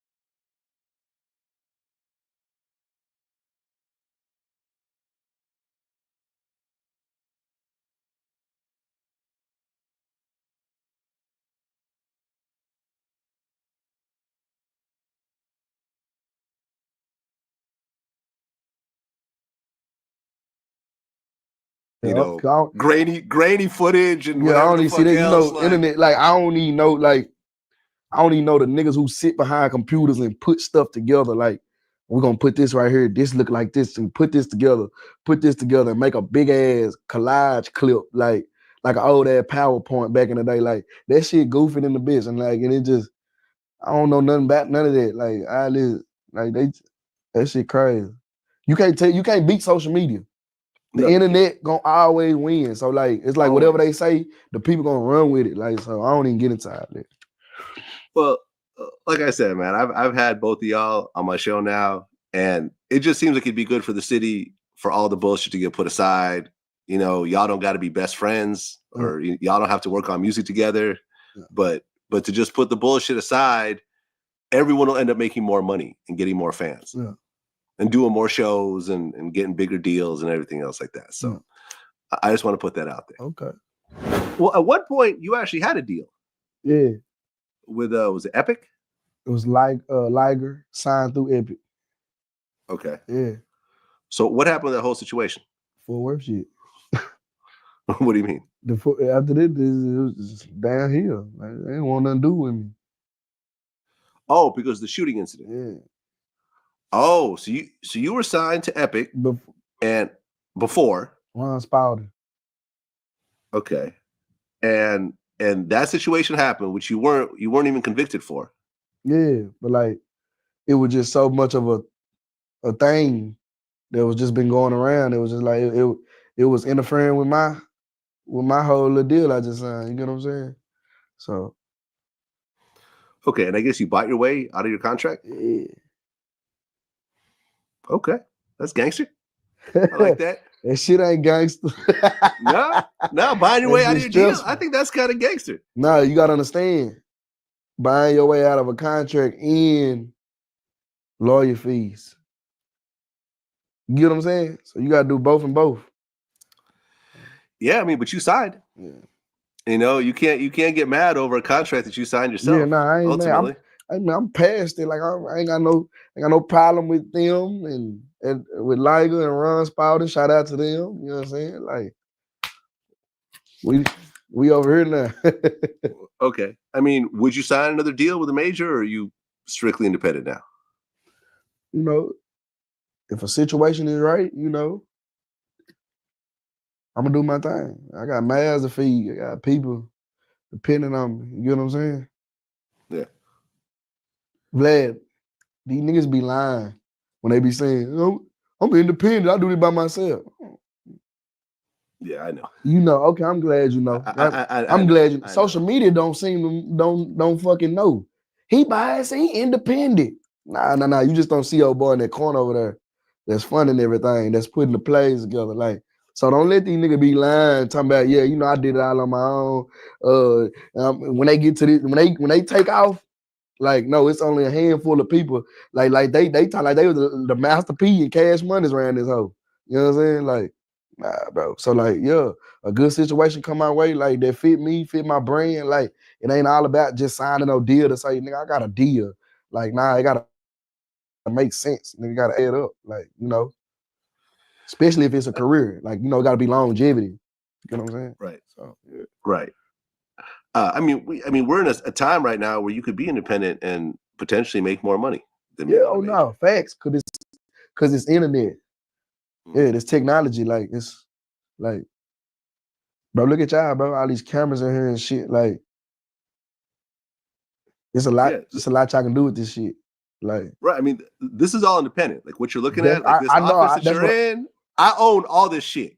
That's what I'm saying. 100%. I don't have any partners. I don't have any investors. There's no corporation behind me. Yeah. This is all my shit. And honestly, 20 years ago, this would not have been possible. That's what I'm saying. So that's why I'm saying, like, this shit right here, that's why I said that, like, this shit right here, like, it's independent. Like, you know, say cheese, independent. My nigga Sean Cotton, like, shit like this. So I know with this technology and this internet, all this shit going on, yeah, you know. It seems like you have some new jewelry on. Yeah. Some new chains. Yeah. Hold on, I brought my boy with me. You see him? That's Roy Lee. Who's that? That's Roy Lee, man. I brought my boy.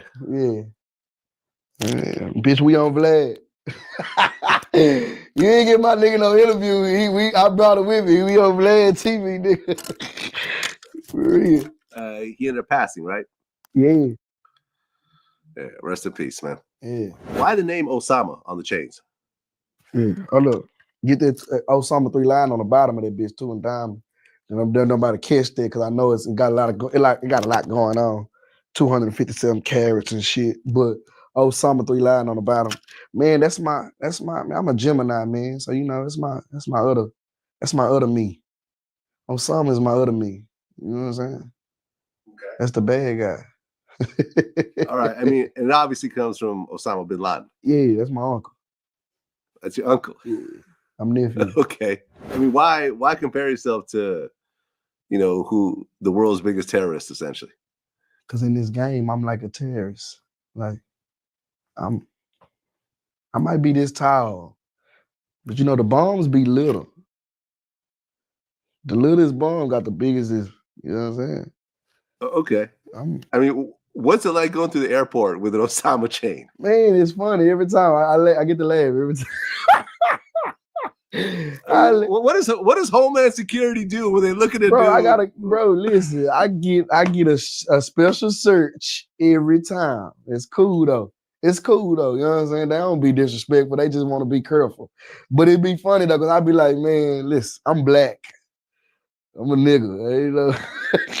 I don't know though, man, with the beard. Yeah, then I got the beard. I said they fucked it up when I got the beard, so now I'm looking real, you know what I'm saying? I'm looking real terrorist around this bitch. I mean, you kind of, They got the gun Egyptian on it too? Yeah, that's what I'm saying. Oh, yeah. Like, you Now, you kind of gotta make see- it a little too easy for them. You gotta see the white people face, boy. They be like, I be like, man, it's all right.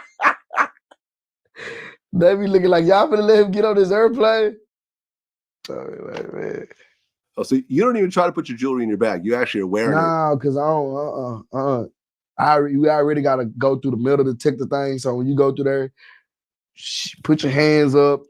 Everything that they gonna see already, they ain't gotta search and look through that and be dragging it. They see it on you, so they be like, oh, just count this. All this right here, you just count that. Okay, boom, we count that shit. You know what I'm saying? Instead of going through there and be like, it's like you don't want them to go through your bag and pull out something with a gun on and be like, I'd rather just wear it so you know it's a necklace. It's a necklace. It's just a necklace. You know what I'm saying? So, I mean, we're kind of in an interesting time right now with chain snatching. Yeah. Did you see the whole YBN Almighty J situation? Yeah. You see how badly his face got cut? Yeah, it's fucked up. It's 300 stitches. People talk about $150s. I mean, that's two $150s right there. Yeah, it is. I mean, do you feel like a target? Check it out. At Planet Fitness, you can get free fitness training. We're mixing it up. We're not slowing down. I'm checking my Target walking around with that much jewelry?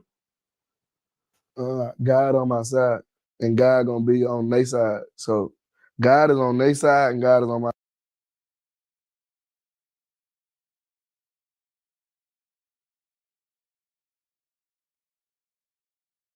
Look, so MO3's like, yeah, I wish they would snatch my chain. MO3 is looking like, I don't have that fear.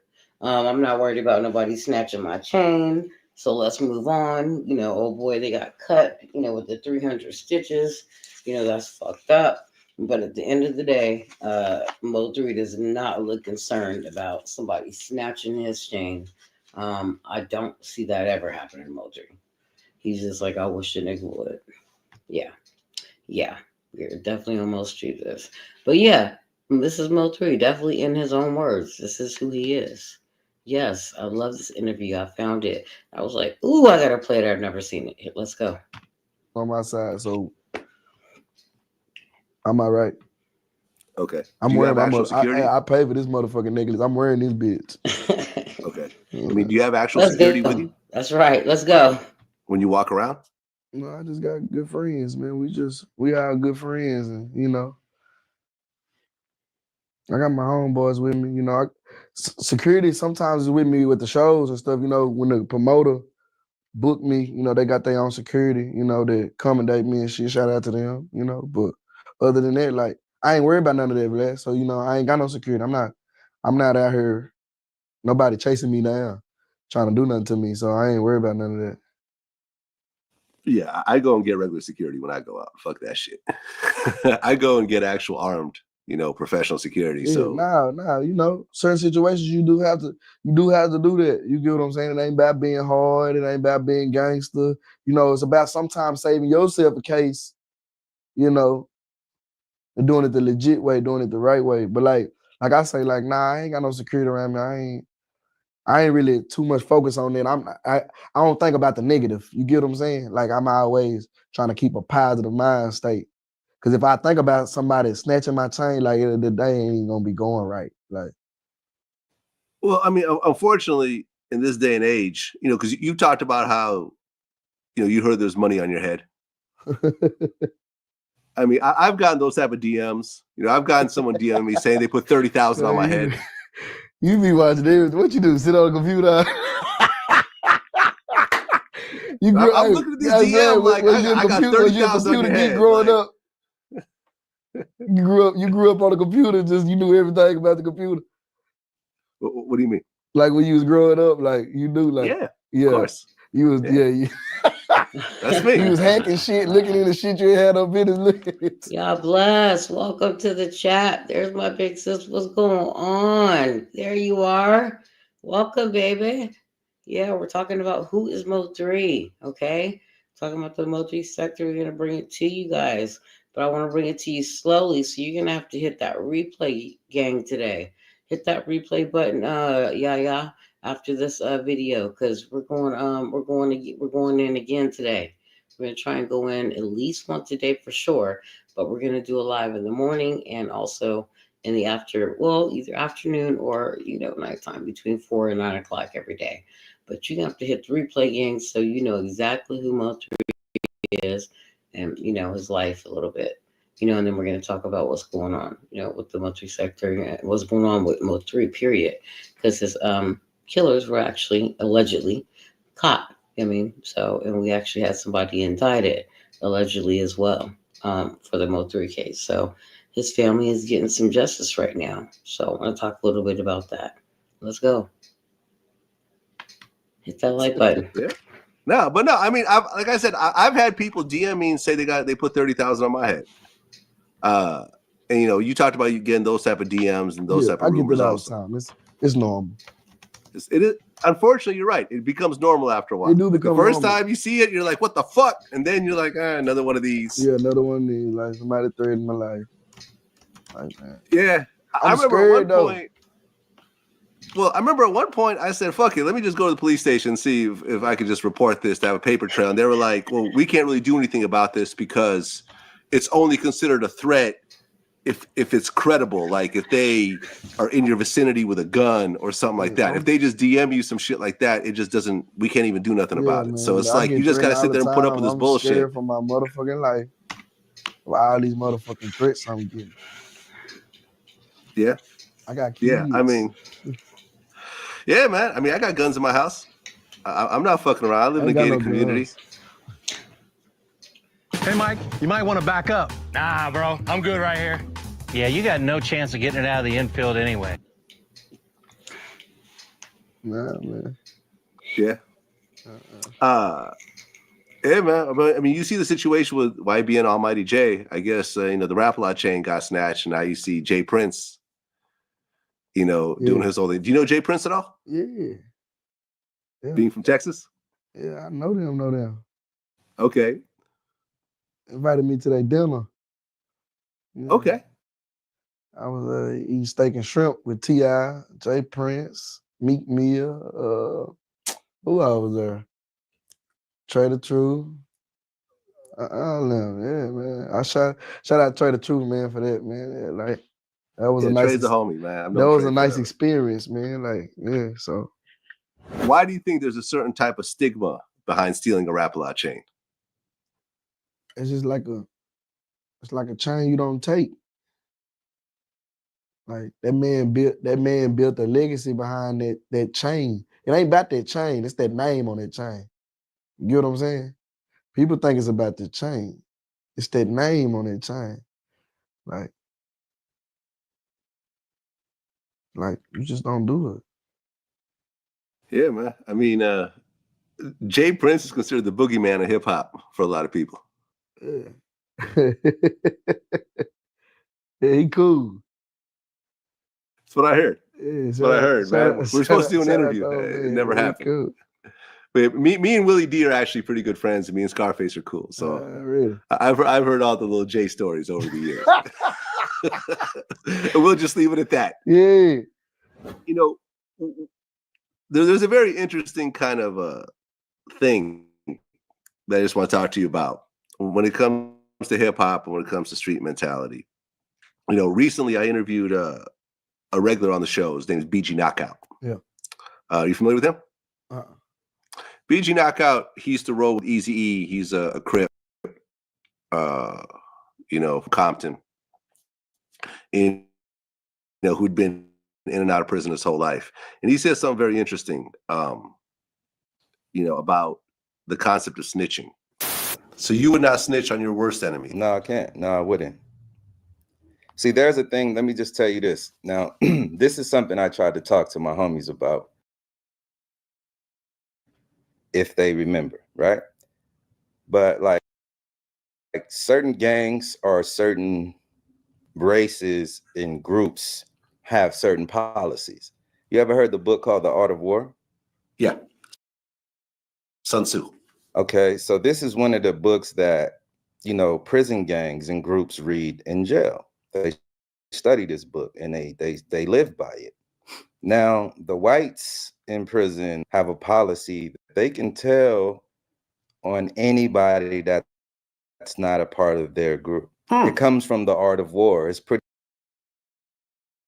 much, getting rid of your enemy by any means. And the greatest war fought is the greatest war won is one that you don't have to fight necessarily, right?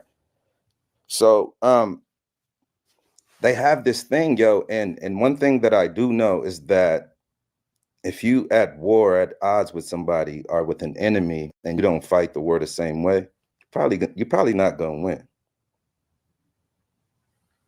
If you're not willing to go to the same extreme, you're probably not gonna win.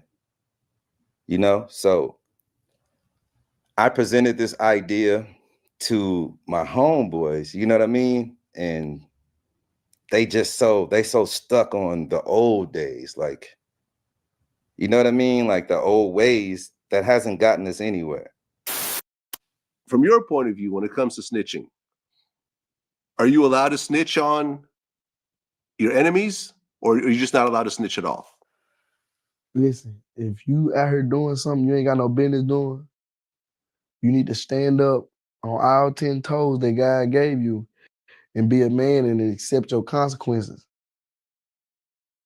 You don't need to, if you're not gonna do that, you don't need to even be jumping in that game. Like, that's just point blank period. Don't even, like, you sign up for boxing and you get punched in the mouth, you can't be crying. You sign up to be a chef in the kitchen and the fire jump up off the stove and burn you, you can't be trying to sue these people saying that they kiss. If you ain't got no business doing something, you know what I'm saying? Like, just stay out, just leave it alone. The streets is the streets. Stay on the sidewalk. Stay on the sidewalk. Have you had a situation where people snitched on you? My best friend. Your best friend snitched on you? Best friend. Can you talk about that situation? Yes, that's what I went to prison for. Oh, for the 2 years? Yeah. Over that robbery? Oh, well, it was 4 robberies, you said. I only had 2, but I took his 2. After I took his 2, he still told on me. I already took your 2. What did you tell for? Okay, wait, hold on. This sounds crazy. So you had 4 robberies. I had 2. You had 2 robberies you've been charged for. I came back and got indicted 2 more times. But I'm knowing that these not mine. It's cool. I'm gonna take my partner charge. I'm already in here. He not in here. I'm already in here. You went and told on me. Why I was already taking the charge anyway. Like, so your best friend, who I guess was involved in all this whole time? Yeah. You get caught. He in the feds right now. Okay. For doing something. You see, listen, Karma is a motherfucker. He in the feds for something he ain't even do. Okay. So you take these 4 charges. He gets picked up I guess it's part of the investigation or something? We got picked up together. Okay. Yeah, we got picked up together. I just stayed because my background. He had no record. So then he turned around and just told on you in terms of they turn around. You know, like I say, we ain't had no money to bond out. His mom and them had some money to bond out. You know what I'm saying? Mm-hmm. So prior to my probation, I already was on probation, like juvenile probation. Like, you know what I'm saying? So everything on my end was just fucked up. But him, he got a bond. His mom and them bond him out. You understand? But you still, just because you bond out don't mean the case over with. Like, right. You know what I'm saying? So he had the case. That's his case. Like, his name was on the paper. That's your case. You know what I'm saying? But I don't know what they did to him, bro. You know what I'm saying? I wasn't there. I was in a cell. I was on the North Tower, 7W01 in Lou Sterrett. And they know that's the jungle.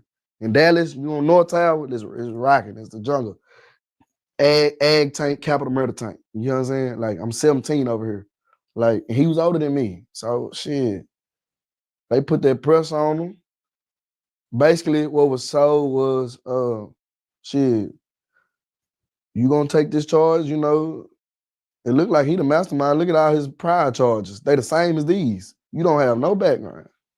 I can't really believe that you had something to do with what he did because it you know what I'm saying? It looked bad on my end already. Yeah, he went ahead and told that he did that, and he did that, and did this, and whoop the whoop. But I'm taking the charge. I was like, I'm calling home. I'm sending kites and mail. Like, tell them chill. I'm gonna take that. You get what I'm saying? Like, that was my best friend. Did he just walk away from it? He got no time? Yeah, he walked away. Scotch free. Wow. Wow. And you were facing 45 years at one point. Yeah. Okay. Did you ever see him after that? Yeah. Okay. What Showed happened? up in my video shoot. The Hold Your Tongue. The guy that told on you showed up at your video shoot. Yeah. Okay. And what happened? We was on the block. We was on Forest Lane. He walked up. Big Mama's Chicken sit in the corner. And then it's a gas station across the street. I seen him when he was walking. We in front of the shoe store and we in front of Sharks. It's a little fish and chicken spot right there in the hood. I see him walking from a distance. I'm already seeing him. Like, everybody right here, the cameraman right here will do it. I see him coming. You know what I'm saying? So it's just like, he know what to say. What's up, bro? What's up? I see you doing your thing, bitch. There be nothing to say. Don't you know?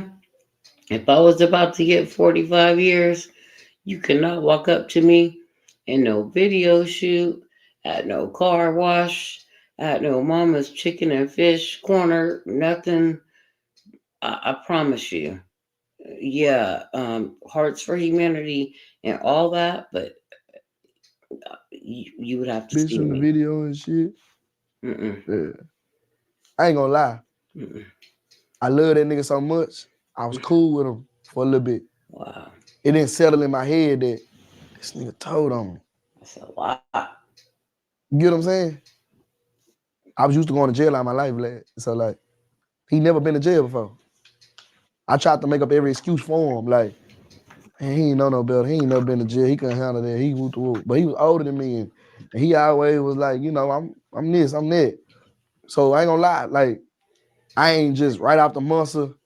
Just, oh yeah, bitch, we buddy, woo. But like, you know, nigga, strange number, you know, we talked about the situation 1,000 times every time I got mad. Like, fine, like, you know. But then after that, it was just like, all right, I settled in. Nigga, you a rat. I can't fuck with you. I mean, did he actually apologize to you and take responsibility for what he did, or was it always an excuse? He never apologized. He apologized for not writing me and not putting no money on my books. That's what he apologized for. Nah, that's what he apologized for. He was like, bro, my bad, fool. I ain't never been in no situation like this. Woo. We young and shit. I don't know what's going on. Smash that like button, So, guys. you know, he Smash that like apologized for button. not writing and putting no money on my books. But like, now about the whole other shit, like, his brothers, they some real street niggas, they some real gangsters. They even was like, You ratted on him, fam. I'm on your side though, cause you my brother. Blood thicker than water. I ain't on MO3 side, but you ratted on your partner. You get what I'm saying? But I'm still on your side, cause you my brother. That's how they, that's how they put it to him. But they won't let him know, like, you told on that little nigga, fool. Like, so. Yeah, well, I interviewed Freeway Ricky Ross, who was, one of the biggest drug dealers, in America at one point. Yeah. And he said something very interesting. What would happen if he walked in the room right now? Oh, nothing. Nothing. I have absolutely nothing against him. Really? Nah. Wasn't his fault. See, the way I look at it is, first of all, I made the mistake of getting in the drug business. That was my first mistake. Mm-hmm. My next mistake was I went back into the drug business after I said I quit. Yeah. So what he did is he only did what people do in the drug business. They tell. They set you up. And for somebody to go into the drug business and not understand that, which I was in the drug business and didn't understand it, but I came to grips with it. No, that's right. That's 100% right. But this the thing. It's who you get snitched on by. Like, damn. I could expect him to tell on me or her to tell on me or him to tell on me, but like, you tell on me? Like, that's where it be fucked up. It like, damn. It's like, damn. Yeah, I mean, he got snitched on by his plug.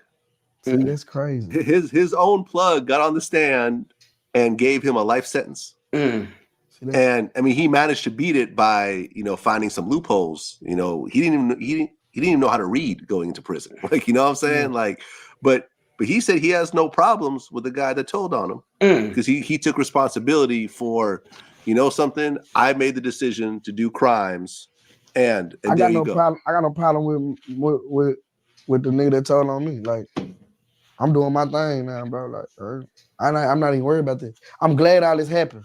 If none of this would happen, I wouldn't be right here. They asked me, do you, going to jail? Yeah, like all this shit, like going to jail, going through the struggle, going through all that. I'm glad all that shit happened. I'm glad all my partners turned into hoes and snake ass nigga. I'm glad all that happened because shit, we here now. They made me this. Like, yeah, that struggle, that poverty, yeah, that not having nowhere to stay, that sleeping in their car, that my partners acting like hoes, that my niggas trying to ride me, that niggas telling on me, nigga, I'm doing time. All this shit made I'm here over summer. I mean, when you look at like the Tekashi 6ix9ine situation, and you look at how he's telling on everybody, on everybody. He's telling on everybody. Everybody, his own damn Well, mama. I had his baby mama come in and actually read his guilty plea deal. I know. Did you see that? You said what? I had his baby mama actually read his guilty plea. I seen that, man. Man, it's crazy. I'm a cold piece of work, man. You is. Well, because here's my thing. I've always felt like, I'm a civilian. I don't do no criminal shit. All my Crip partners, I don't have nothing to do with none of that shit. Nothing. Like, and I've always said, like, if somebody robs me or whatever, I'm gonna go to the police. Like, this is what I do, and I'm not gonna. That's respected because that's who you is. You get what I'm saying? It's who I am. Nah, I've never been gang affiliated. I never respected. wanted to be gang affiliated. Yeah. I've always said, if you want to engage in any kind of thing, leave me out of it. But from my point of view, Tekashi was having all these gangsters around him do shit over beefs that he was starting himself, and then he turned around and told on everybody. And the fact that the legal system is actually allowing him to walk away while everyone else is doing crimes for shit that he's orchestrating, exactly, I think is just fucked up on just the fact that America even works this way. You know what I mean? That is absolutely true. I cannot agree with him any more than that. With Tekashi snitching on everybody, he gets to walk around free after creating all these little fires. Tekashi 6ix9ine would tell on his own damn mama, and you guys know it. You guys know it. You know it. I know it. He would snitch on his mom if given the fair opportunity to do so. Okay, he is a snake in the grass. This boy started so much shit and then told on everybody to get out of jail. And now he's walking free, trolling people. Still, it's ridiculous. It's crazy. Nah, you're right. It's crazy. I pray I don't get in none of them situations. Hey man, we trying to take the high road. we ain't worry about none of this shit they got going on. You know what I'm saying? We like shit, like that's fucked up. And I think this is just a poster child of someone who, does a bunch of shit on social media and thinks that it doesn't really apply in the eyes of the law. Yeah, no, facts. Hey. Do you think in 2019, someone like a Tekashi could tell on everybody, do a year or two, come out and be a hot rapper again? Yeah. When they let him rap again, he gonna pack out them arenas. He gonna pack out them shows. The day they go give him a show, he gonna pack it out. It's crazy. It's crazy. This world and generation is not built off real shit no more. No. It's like you're right about that. That shit is out the window. Let's go. I done had a nigga I used to look up, like not look up to, but I used to look at like real. Tell me some shit like, bro, fuck all that real shit. We gotta get with this other shit. But you trying to be real and shit, man. Fuck all that. That ain't gonna get. The Back to Basics World Tour. Get you nowhere. We gotta be doing this shit. You just do what they doing. And he really think like that. So, it's like I get on my phone all day and I scroll down my timeline. It's really like that. You got 50,000 comments calling this nigga a rat, but you're gonna have 200,000 in the stands when he get on the stage. Mm-hmm. Facts, that's true. So he don't care. So he don't care about being a rat. Yeah. Cause why this generation is like shit. I'm still gonna be a star. You know what I'm saying? Yeah, man. I think you're right. And you do have people like Boosie who, let my nigga Boosie listen. Let Boosie. Speaking of Boosie, let Boosie would have did that. They would have killed his whole career. Yep. They would have said he did. See, nah, we ain't fucking with. Nah, hell, nah, bro. Everything that man ever built and said, like from badass to super bad to all the, you know what I'm saying? Like everything he ever dropped, they gonna tear it down. But you let Tekashi get up there and tell on everybody, and he gonna pack out the arena. That's crazy. Yeah, if they release paperwork on Boosie telling on everybody, that would just be crazy. Yeah, but he built a certain type of fan base, though. Yeah, you see what I'm saying? Like his fan base was kind of people like you. Yeah. Whereas, you go to a MO3 show or a Boosie show, it looks very different than a Tekashi show. Yeah, it do. I mean, Boosie look the same. Yeah, we got the same fan base. Like they struggle in that building, man. They wanna hear that real shit, man. Like, you know what I'm saying? Like, yeah, I mean, and that's the thing about the internet is that now it's really up to the fans and what they prefer themselves. Like you could have hip hop fans who like Mo3 and Boosie, and have hip hop fans that like Tekashi, and the two don't have to intermix, and they don't have to follow the same rules and so forth. And I'm not a fan of what he did, and that's why I've gone out of my way to kind of expose a lot of it. Yeah. But at the end of the day, I think that the average suburban white kid that listens to him all day long probably don't give a shit. He don't give a damn. He don't give a damn. That suburban white kid can't wait till they get a show. He finna rap his heart out. That's what he finna do. Like, and that's crazy, bro. Like, they don't understand though. They don't understand. Yeah. They don't understand what 6ix9ine did. Mm-hmm. Yeah.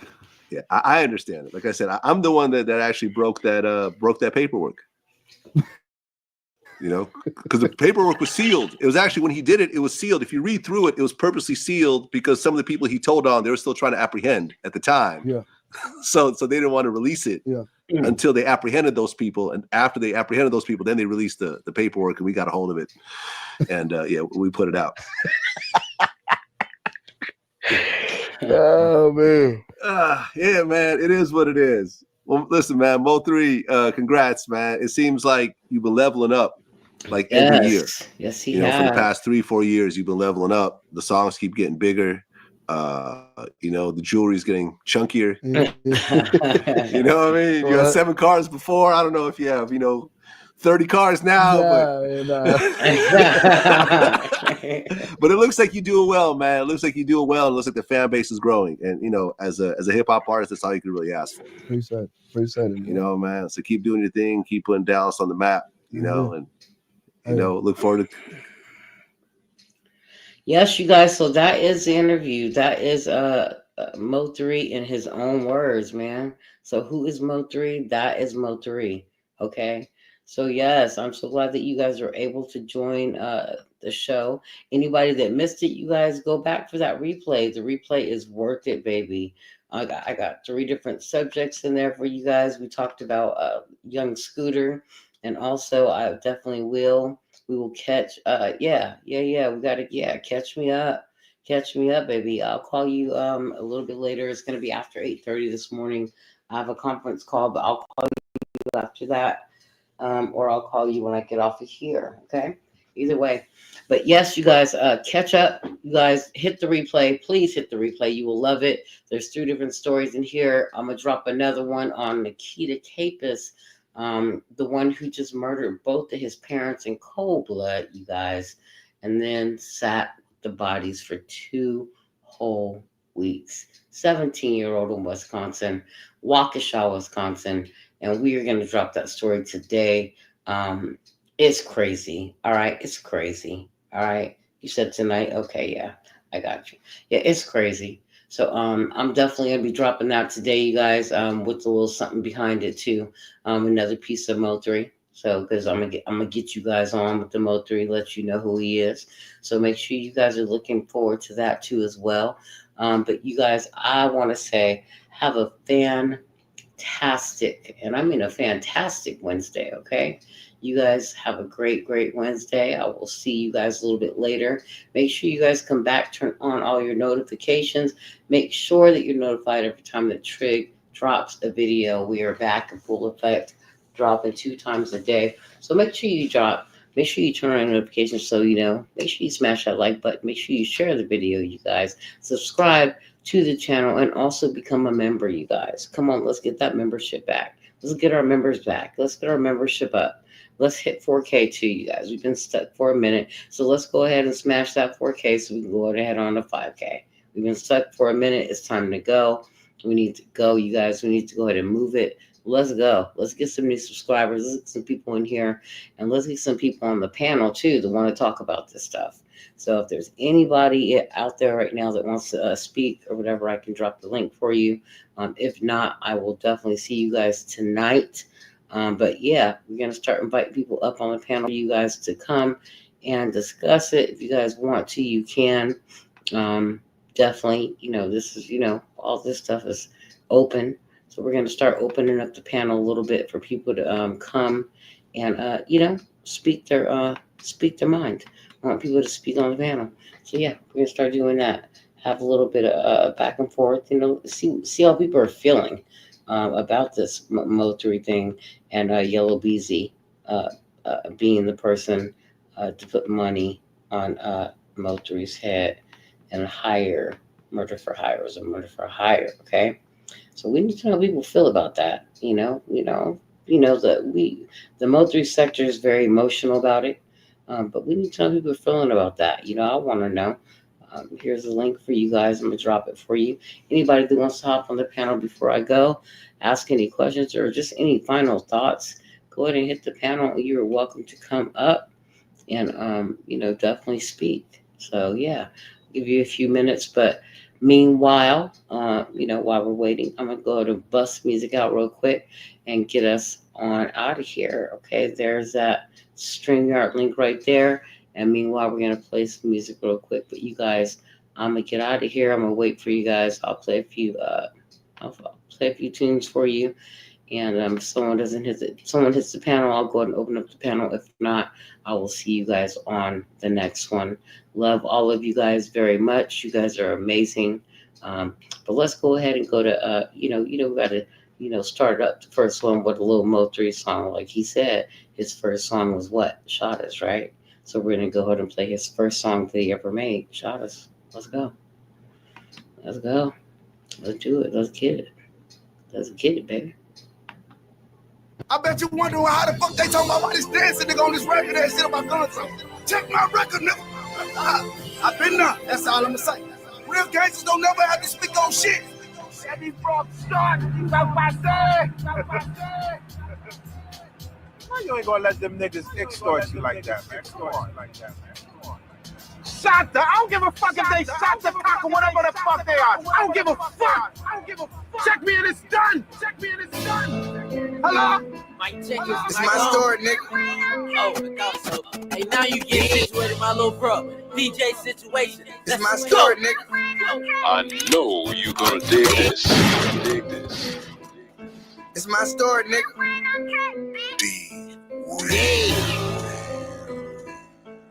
My motherfucking 3, nigga. Check me out though. Look, it all came to me when I was just a young nigga.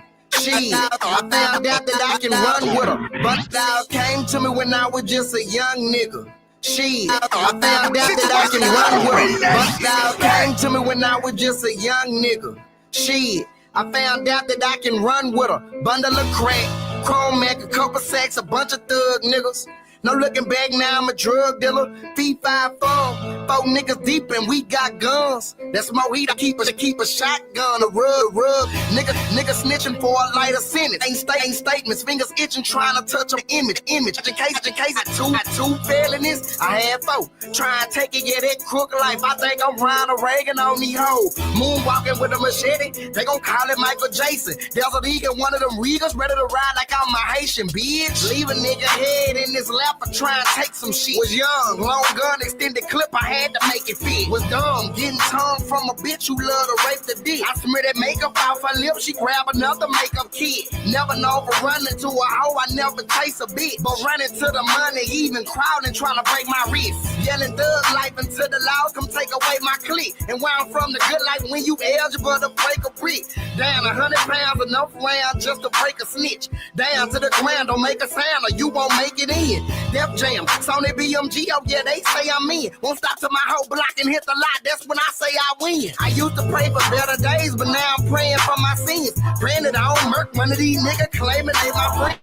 Nigga must I recommend you move when I come stepping in. Black like in a crumble right up under my sweater, boy, I ain't never ran. That's just how the game go, and chop along is train smoke. Better stay in your lane to get your brain put on that train dough. Bang, used to slang cushion cane, it ain't a thing though. Remain to be the same, it's still a run train on your main hoe. Dummy, don't get wrapped up like a mummy, we out the chain hoe. Hey, where it said I catch 'em, watch me fetch 'em like Usain Bolt. Probably be later with your side hoe on top of 3. My whole block will be with lots of heat outside your house and street. Boy, I speak the real, so nigga never tell me talk is cheap. My nigga doing life behind the bitch who went and bought some weed. Crossing 3, get wet up like a dolphin. You must thought I'm weak. I'm crawling the creek, knock off this freak with dick that knock her off her feet. I'm ready to get at these niggas, don't tell them I trot up the lane. I walk with a piece. Coke killer, dope dealer, the pain sit down in my brain, but I think when you talking to 3. Been locked up for so long, I knocked the slightest dirt about my sneak. Yo, bitch be ready to work, so I give her that dick until she fall asleep. It's a shame to see my niggas I used to run and thug and hang with. Put that jacket on my back like fuck that nigga and what he claims shit. It's a shame we used to slang bang, was quick to claim the same clique. Finna fuck the game, don't need these niggas or none of that shit you came with.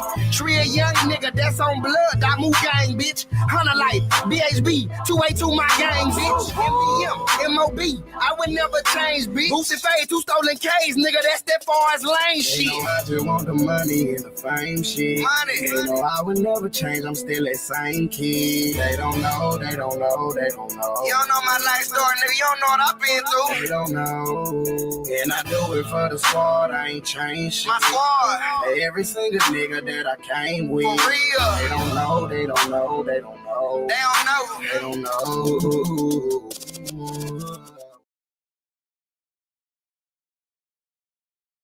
So I heard through the wind, a nigga fucking with too many niggas now. Well, goddamn it, I thought a part of the game was the real night niggas. Oh, that's what they say. Well, goddamn, I'ma do this shit myself. I got too much.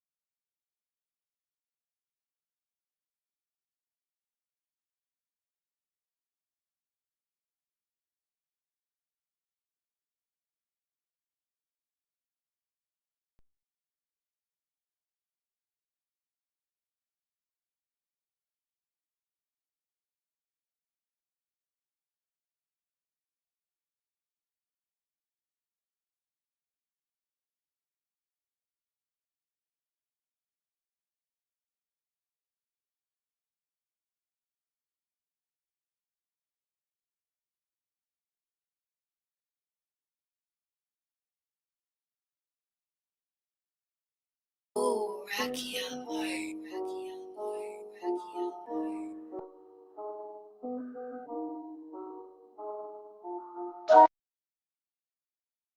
You got to understand certain bitches out to get you. You riding hard and then they turn around and fucking dish you. You had it real cause see your pop was never really into showing you love, so the pain is what you turning I'm out of into. here. I always Peace. had this issue where I was running vent to. All these bras I'm calling homies, then they turn against you. You bitches real, but then you faking. What the fuck you into? Same bitches on my line, screaming rock, I miss you. Whole time your genuine was never official. I hope this shit offends you. I should've never friend you. I should've never gave you clothes I couldn't fit up into. I should've never gave you tissues when that nigga dissed you. I should've left you bitches broke and watch your summer miss you. My player gave your brother work and watch him hustle nickels. You had a mom who smoked coke for shit, I understood you. But all these games you bitches playing, I ain't playing with you. Word got back to me, you doing bad. You doing bad, huh? Word got back to me, you bitches mad. You bitches mad, huh? Word got back to me that nigga you was dealing with just left you for another bitch sad. Say, but shorty, that's the price you gotta pay when you hating every day on another bitch bed. I mean, shorty, that's the price you gotta pay when you hating every day on another bitch bed. I should not girl sis. All of that shit y'all getting into. I just wanna know what make you bitches think that's third and hate on another bitch. Like let that bitch do her, you do you. I'm saying like what a real bitches hate when a real bitches coming back in effect. Cause y'all fake ass bitches, y'all really starting to get the fuck on my nerves now. On some real shit. Shit getting played out. I just wanna know like who the fuck just made it cool. The head on other bitches you was hanging with in school. The shit I hear you saying is some shit that should never leave your lips. And I'm really trying to change, but I'ma run up in your shit. You let these bitches hype you up, they got you caught up in the mix. They got you thinking you can stand it when you know how rocky get. I fed your kids when they was hungry, I'm the realest that it get. And I'ma fuck your baby father, you's a sucker ass bitch. You in your mother's back room and she just wishing that you leave. You keep banging on the door cause you ain't never had the keys. And you really hate your job cause they don't pay you what you need. Niggas fucking you for free, but you keep coming after me. I tried to put you bitches on, but you was hating from the rip. You on the beach out AC, but you ain't never take a trip. You ain't never have a bag, you ain't never had shit. Niggas never really loved you, you was sucking niggas' dick. Word got back to me, you doing bad. You doing bad, huh? And word got back to me, you bitches mad. You bitches mad, huh? And word got back to me that nigga you was dealing with just left you for another bitch sad. Say, but shorty, that's the price you gotta pay when you hating every day on another bitch bed. Stop paying. But shorty, that's the price you gotta pay when you hating every day on another bitch bed.